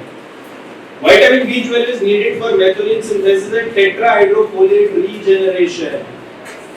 Please keep your pens down for just 1 minute. Folate trap याद है? Do you remember what I taught you? Folate trap. बेटा folic acid की active form क्या होती है? Tetrahydrofolate. Tetrahydrofolate. लेकिन बेटा ये इस फॉर्म में ट्रांसपोर्ट नहीं हो सकता, can not be transported in this form. इसकी ट्रांसपोर्टेशन फॉर्म क्या होती है? N5 methyl tetrahydrofolate. N5 methyl tetrahydrofolate. लेकिन बेटा ये इस फॉर्म में काम नहीं कर सकता, इस फॉर्म में काम नहीं कर सकता। So to convert N5 methyl tetrahydrofolate back into tetrahydrofolate, what is required? Vitamin B12. Vitamin B12. Vitamin B12. बेटा अगर B12 की कमी हो जाएगी, किसकी कमी हो जाएगी? B12 की, तो सारा का सारा फोलिक एसिड जो है that would remain in N5 methyl tetrahydrofolate। इसमें जो उसकी ट्रांसपोर्टर फॉर्म होती है, कौन सी? Transporter form. It will not be converted into its active form. It will not be converted into its active form. Hence, this thing is called folate trap. क्या कहते हैं? Folate trap. इसमें बेटा B12 की कमी से B9 की कमी भी होगी। अब देखो अगर यहाँ पे B12 की कमी है, किसकी? B12 की। तो बेटा जाहिर सी बात है B9 की कमी भी हो जाएगी बॉडी में। There will be a deficiency of vitamin B9 also. और B9 का काम क्या होता था बेटा? Assisting in DNA synthesis, assisting in DNA synthesis। इसलिए बेटा B12 की कमी में DNA synthesis भी हैम्पर होता है। क्यों हैम्पर होता है? क्योंकि बेटा B12 की कमी से B9 की डेफिशिएंसी है। उसकी डेफिशिएंसी B9 और B9 की डेफिशिएंसी से हमारी बॉडी में DNA synthesis हैम्पर होता है। Understood? This is how cascade of things goes out. Okay? Now, deficiency leads to impaired DNA replication in erythroid precursor, causing nuclear cytoplasmic asymptote. Cytoplasm तो बेटा पहले develop हो जाएगा, अच्छे से डिवाइड हो जाएगा, लेकिन बेटा डीएनए और न्यूक्लियस तो मैच्योर नहीं हो पाएंगे ना, क्योंकि B9 और B12 दोनों की कमी है बॉडी में। इसलिए देयर इज न्यूक्लियर साइटोप्लाज्मिक एसिंक्रोनी, मतलब दोनों आउट ऑफ सिंक्रोनी हो जाते हैं। मतलब जितने टाइम पे न्यूक्लियस को डेवलप होना चाहिए था उतने में पता चला कि वो आधा ही बना, साइटोप्लाज्म fully डेवलप हो चुका है। This happens, okay? Then this results in macrocytosis and the presence of hypersegmented neutrophil in blood stream. Remember, ये दोनों चीजें बेटा B9 में भी देखने को मिली। Both of these symptoms were present in B9 और वजह B9 की डेफिशिएंसी। यहाँ पे क्यों हो रहा है बेटा? क्योंकि B9 रीजनरेट नहीं हो पा रहा है B12 की deficiency. Reason is almost identical. Then why do patients with B12 deficiency develop neurological symptoms? One second, pay attention. ये नीचे भारी भारी नाम लिख रहे हैं ना बेटा।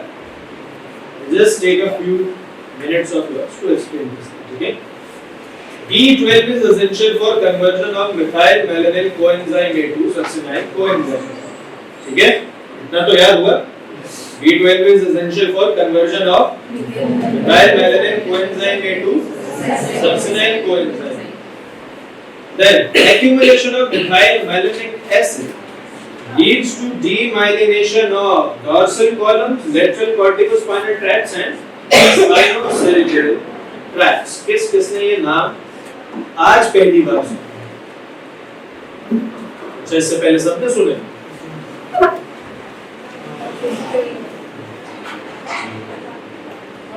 तुमने सुना है ना? हाथ उठाओ, मुझे भी तो पता चले कितने लोगों, अरे कितने लोगों ने आज सुने हैं ये नाम भाई? हाँ, फिर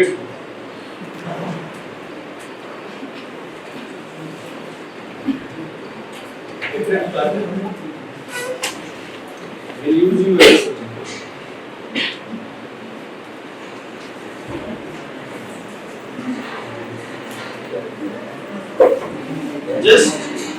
few minutes. Okay, please pay attention. Sir, this तरफ listen. What is this? ये होती है ना स्पाइनल कॉर्ड, ठीक है? कितने वर्टिब्रे होते हैं? कितने? और कितने स्पाइनल नर्व्स होती है बेटा? कितने? 31 pairs. का नर्व 62 पेयर होता है 30 कितने? पेयर। एक चीज याद रखना, जैसे यहाँ पे आ रहा है accumulation of methyl malonic acid leads to demyelination of dorsal column, lateral corticospinal tract and spinocerebral tract. जरा एक सेकंड आगे पढ़ो बेटा। This results in subacute combined degeneration of spinal cord. Subacute combined degeneration of spinal cord, presenting paresthesia, loss of proprioception and HS. Spinal cord बेटा बहुत important part होता है आपका सीएनएस का पार्ट। जैसे ये हाथ, यहाँ पे कौन सी नर्व आती है बेटा? Ulnar nerve. अल्नर नर्व की बेटा रूट वैल्यू क्या होती है? क्या कितना? That depends on the brachial plexus. ठीक है, कुछ में brachial plexus में T1 T2 दोनों का कंट्रीब्यूशन है तो उस तरह से देख लेते हैं। Roughly it is from C7 to T1 T2 इतनी होती है जितना मुझे याद है। तो कौन-कौन से बेटा वर्टिब्रेस इन्वॉल्व होता है? समवेयर है C7 से T2 तक। अब मान लीजिए इनमें विटामिन B12 की डेफिशिएंसी है। किसकी डेफिशिएंसी? Vitamin B12। और वो डीजेनरेशन बेटा यहाँ से शुरू हुआ है। कहाँ से? C7 से T2 तक। इसके बीच में स्पाइनल कॉर्ड है स्टार्टेड टू डीजेनरेट। बेटा B12 की डेफिशिएंसी ऐसा तो कहीं नहीं लिखा ना, यहाँ से डीजेनरेशन होना शुरू होगा, यहाँ से ही होगा, तो कहीं से भी हो सकता है। It can start from anywhere. Let us suppose these tracts have started to degenerate from this side. Now, what will happen? The nerves which are supplying this, which is the ulnar nerve, बेटा उसकी root value degenerate होगी, उसकी root value degenerate होगी। Gentleman here won't be able to move all these three fingers, क्योंकि बेटा इसको भी ulnar nerve supply करती है सर हाफ। ठीक है, तो ये तीनों में बेटा या तो सेंसेशन की बहुत कमी आ जाएगी या एकदम पैरालिसिस आ जाएगा। ठीक है, तो बिल्कुल ऐसे ही रह जाएंगे, ये फिर चल नहीं पाएंगे अच्छे से। क्यों? क्योंकि बेटा यहाँ पे C7 से T2 के बीच में आपका कहीं डीजेनरेशन है। There is a degeneration. Okay? Simple. मान लो बेटा L1 L2 L3 कौन से? L1 L2 L3 and even you can take L5. अगर बेटा यहाँ पे B12 की डेफिशिएंसी में there is a degeneration in the spinal cord, in the gray matter and white matter of spinal cord, what will happen? Which nerve will be affected? बेटा L3 से L5 तक जानते जो nerves आपकी rise होती है, they supply primarily your urinary bladder, supply your urinary bladder। तो बेटा अगर degeneration वहाँ पे होगा ना, you will lose your micturition reflex। यानी कि आपको पता नहीं चलेगा बेटा कब ब्लैडर कब फुल है कब खाली है, when you need to pass on the urine, वो रिफ्लेक्स एक्शन चल रहा है। समझ आई बात? हाँ, what are dermatomes? कौन है भाई एनाटॉमी का शेर यहाँ पे? उसके एनाटॉमी में बहुत ज्यादा नंबर आ रहे हैं, हैं? भाई कौन है भाई शेर यहाँ पे एनाटॉमी का? बोल भाई what are dermatomes? क्या dermatomes? क्या? स्पाइनल कॉर्ड और लिम्स, इसको बोलते हैं dermatome। हैं? कितने मार्क्स आए थे? अगर मैंने आर्ट एग्जाम फेल किए, मुझे भी पता था dermatome क्या होता है, क्या बात कर रहा है।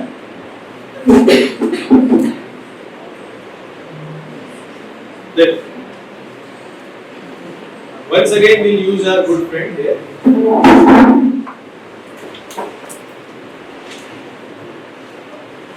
ये एक हिस्सा होता है बेटा, ये फिगर लाल किताब में भी है, याद रखना। ये एक सेक्शन है जैसे हाथ का, this is one section of head. बेटा इस पूरे सेक्शन को यहां से यहां तक इतना स्पेसिफाइड होता है ना, इसको एक स्पेसिफिक वर्टिब्रे से निकली नर्व सप्लाई कर रही होती है। याद आया? लेटस से बेटा C6 सप्लाई कर रहा है, नर्व C6 वर्टिब्रे से अराइज होगी और बेटा यहां तक आ रही है, इसको सप्लाई कर रही है। अब बेटा now let us consider there is degeneration around the C6 vertebrae, around C6 vertebrae in spinal cord. तो बेटा वो जो नर्व वहां से निकल रही है वो भी तो डीजनरेट होती जाएगी, तो उससे क्या होगा बेटा, यहां पे इस डर्मेटोम पे जिसपे C6 से सप्लाई आ रहा है, that will lose sense of proprioception. यहां पे आप कुछ भी टच करेंगे, चुभाएंगे बेटा पता नहीं चलेगा, जिससे क्या होता है बेटा, पैरेस्थीसिया होता है। क्या हो जाता है? पैरेस्थीसिया। यहां पे सेंस चली जाती है, यहां पे पेन होगा, यहां पे पेन होगा, यहां पे आप सुई भी चुभो दोगे पेन नहीं। क्यों? क्योंकि यहां पे बेटा जो नर्व सप्लाई हो रही है ना जिस वर्टिब्रे से, अंदर जो वो वर्टिब्रे आपका जो स्पाइनल कॉर्ड के कॉरेस्पॉन्डिंग है बेटा, वो डीजनरेट हो चुका है। क्यों डीजनरेट हो चुका है? Because there is folate deficiency. There is folate deficiency. अब आप फोलेट के सप्लीमेंट देना शुरू भी कर दें बाद में, that degeneration will remain, that degeneration will remain permanent। इसीलिए बेटा B9 और B12 के डायग्नोसिस पे इतना जोर दिया जाता है। B9 का सप्लीमेंट देके B12 का, इसलिए उसका डायग्नोसिस कंफर्म होना चाहिए। अंडरस्टूड?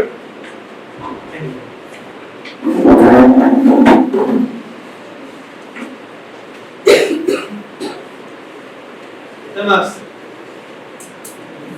कितने 70 जो 37 पे भी पता था व्हाट वर डर्मेटोम्स। क्या बात कर रहा है यार, here is just opposite,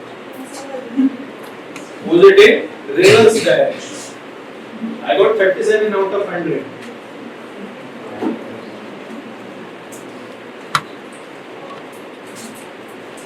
Is there any problem regarding this beta degeneration part? ये सब जो होता है ना बेटा, dorsal column, lateral corticospinal tract and spinocerebellar tract, बेटा ये पाथवे होता है, ये स्पाइनल कॉर्ड के अंदर ही होता है। इसमें होता है स्पाइनल कॉर्ड के अंदर ही होता है, grey and white matter. Each and every tract has a 30 to 35 page chapter in physiology, so professors and faculties they will assist. Okay, ये डीजनरेट, ये भी डीजनरेट हो जाता है, ये भी degenerate हो जाता है। These also will get degenerated in folate deficiency, in folate deficiency। समझ आया बेटा why there are severe neurological degeneration in folate deficiency? क्योंकि बेटा होमोसिस्टीन से आपका मेथोनिन बन नहीं पा रहा है, there is demyelination, there is demyelination। और बेटा वो demyelination कहाँ हो रहा है? CNS की सबसे खतरनाक जगह, which is spinal cord, which is spinal cord। एक चीज आपको और बताता हूं, आपको नहीं पता होगा, स्पाइनल कॉर्ड में बेटा डीजनरेशन खतरनाक क्यों होती है? पता? Let us say this is your spinal cord, ठीक बेटा, यहाँ पे सर्वाइकल है, फिर थोरेसिक, फिर लंबर, ठीक है, सैक्रल कॉर्ड। लेट अस से डीजनरेशन का यहाँ पे शुरू हुई, ठीक, एट दिस पार्ट, बेटा इसके नीचे के part will also get affected, the parts lower than this will also starts to get affected. Okay, लेकिन सिर्फ इसके नीचे से, ऊपर वालों को कोई असर नहीं पड़ता। सिमिलरली बेटा अगर डीजनरेशन यहाँ हो रही है, T1 से कहीं से हो रही है, तो उसके नीचे से सारे जितने हैं बेटा, these also will start to get affected। इसीलिए वो डैमेज स्पाइनल कॉर्ड में बेटा जितना नीचे हो ना, वो उतना कम खतरनाक होता है, उतना कम खतरनाक होता है। इसलिए बेटा जिनमें सर्वाइकल की दिक्कत होती है ना, they are at a risk of developing a number of abnormalities। इसलिए कहते हैं ना, वो यहाँ पे बहुत जोर दे कहता है कि सीधे होके बैठा करो, गर्दन सीधी रखा करो, यहाँ से नहीं, पर बेटा नेक का पोस्चर आपका हमेशा सीधा रहना चाहिए। Please be careful with your posture. Okay, ये देखो पैरामीटर B12 डेफिशिएंसी में क्या होता है बेटा, फोलेट डेफिशिएंसी क्या, MCV बेटा दोनों में बढ़ी हुई है, दोनों में बढ़ी हुई है। देन हाइपरसेगमेंटेड न्यूट्रोफिल्स बेटा दोनों में मिलेंगे, सीरम होमोसिस्टीन दोनों में एलिवेटेड मिलेगा। MMA बेटा B12 में एलिवेटेड है लेकिन B9 में नॉर्मल है, ये याद रखिएगा। अभी मैंने इनके कारण नहीं पूछे आप लोगों से, पूछूंगा तो आप लोग बेहोश हो जाएंगे, सच बता। न्यूरोलॉजिकल सिम्पटम्स बेटा B12 में प्रेजेंट है, क्यों प्रेजेंट है बेटा? क्योंकि there is a severe risk of spinal cord degeneration, damage to the spinal tracts,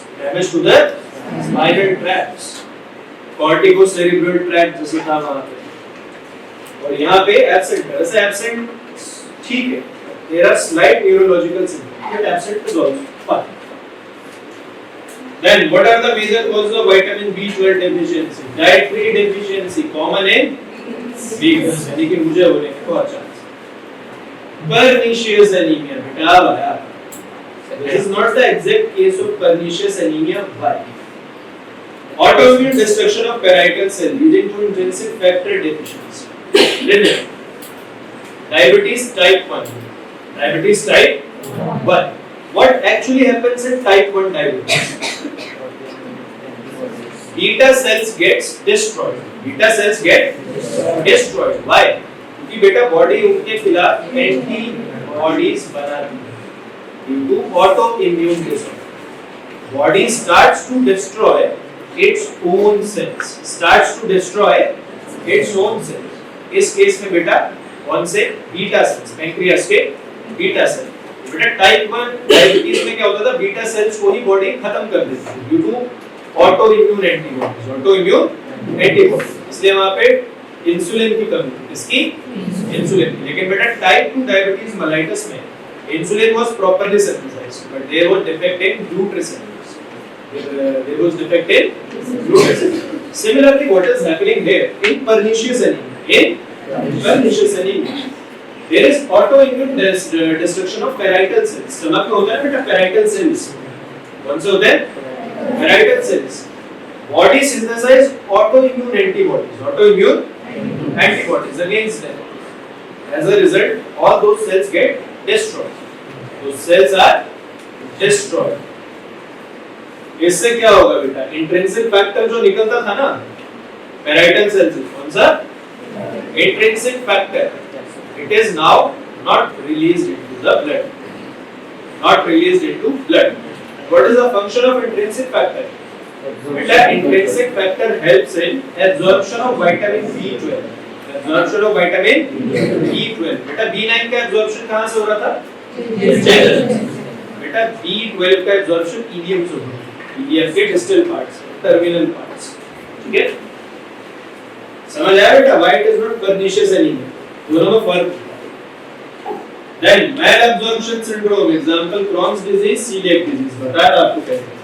ठीक है, gastrointestinal surgery, gastrectomy, ileal resection. Gastrectomy बेटा अगर आप स्टमक से छेड़छाड़ करेंगे तो जाहिर सी बात है पैराइटल सेल्स में भी डैमेज आएगा. इससे इंट्रिंसिक फैक्टर कम निकलेगा. क्या निकलेगा? Intrinsic factor secretion would be low.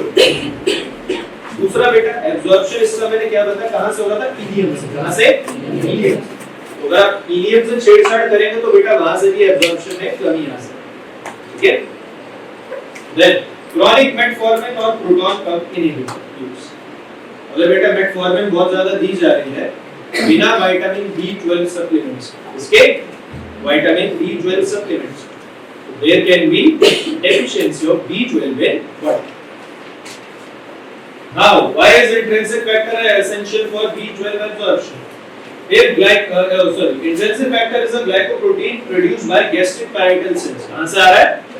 gastric parietal cells. और क्या आता है gastric parietal cells? और क्या सीक्रेट होता है? HCl. Remember, it binds to vitamin B12 in duodenum. Intrinsic factor binds to vitamin B12 in duodenum and facilitate its absorption in terminal ileum via specific receptors.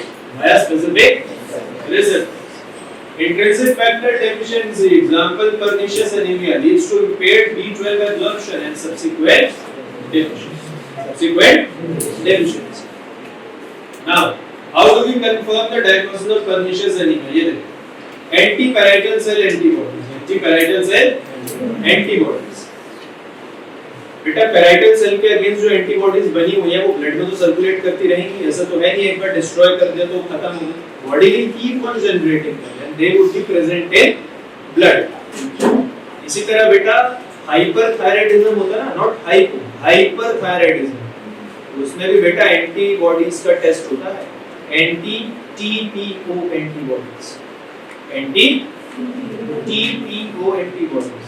Anti-thyroid peroxidase antibodies. ठीक है? क्योंकि वो भी auto immune disease है. ठीक? इसी तरह बेटा यहाँ पे एंटी पैराइटल सेल एंटीबॉडीज है. जी, anti parietal cell antibodies. Then anti-intrinsic factor antibodies and Schilling's test. सिर्फ Schilling test आपके लिए इम्पोर्टेंट है. सिर्फ इसका नाम याद रखिएगा. Only the name. And it is done for B12 or B12. That's ज़्यादा नहीं. Then what is the treatment for vitamin B12 deficiency? बोलिए.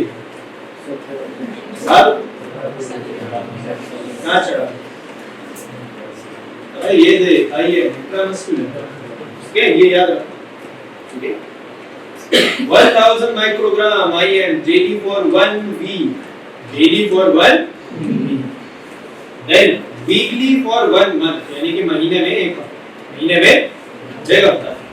Then monthly for life in pernicious animals.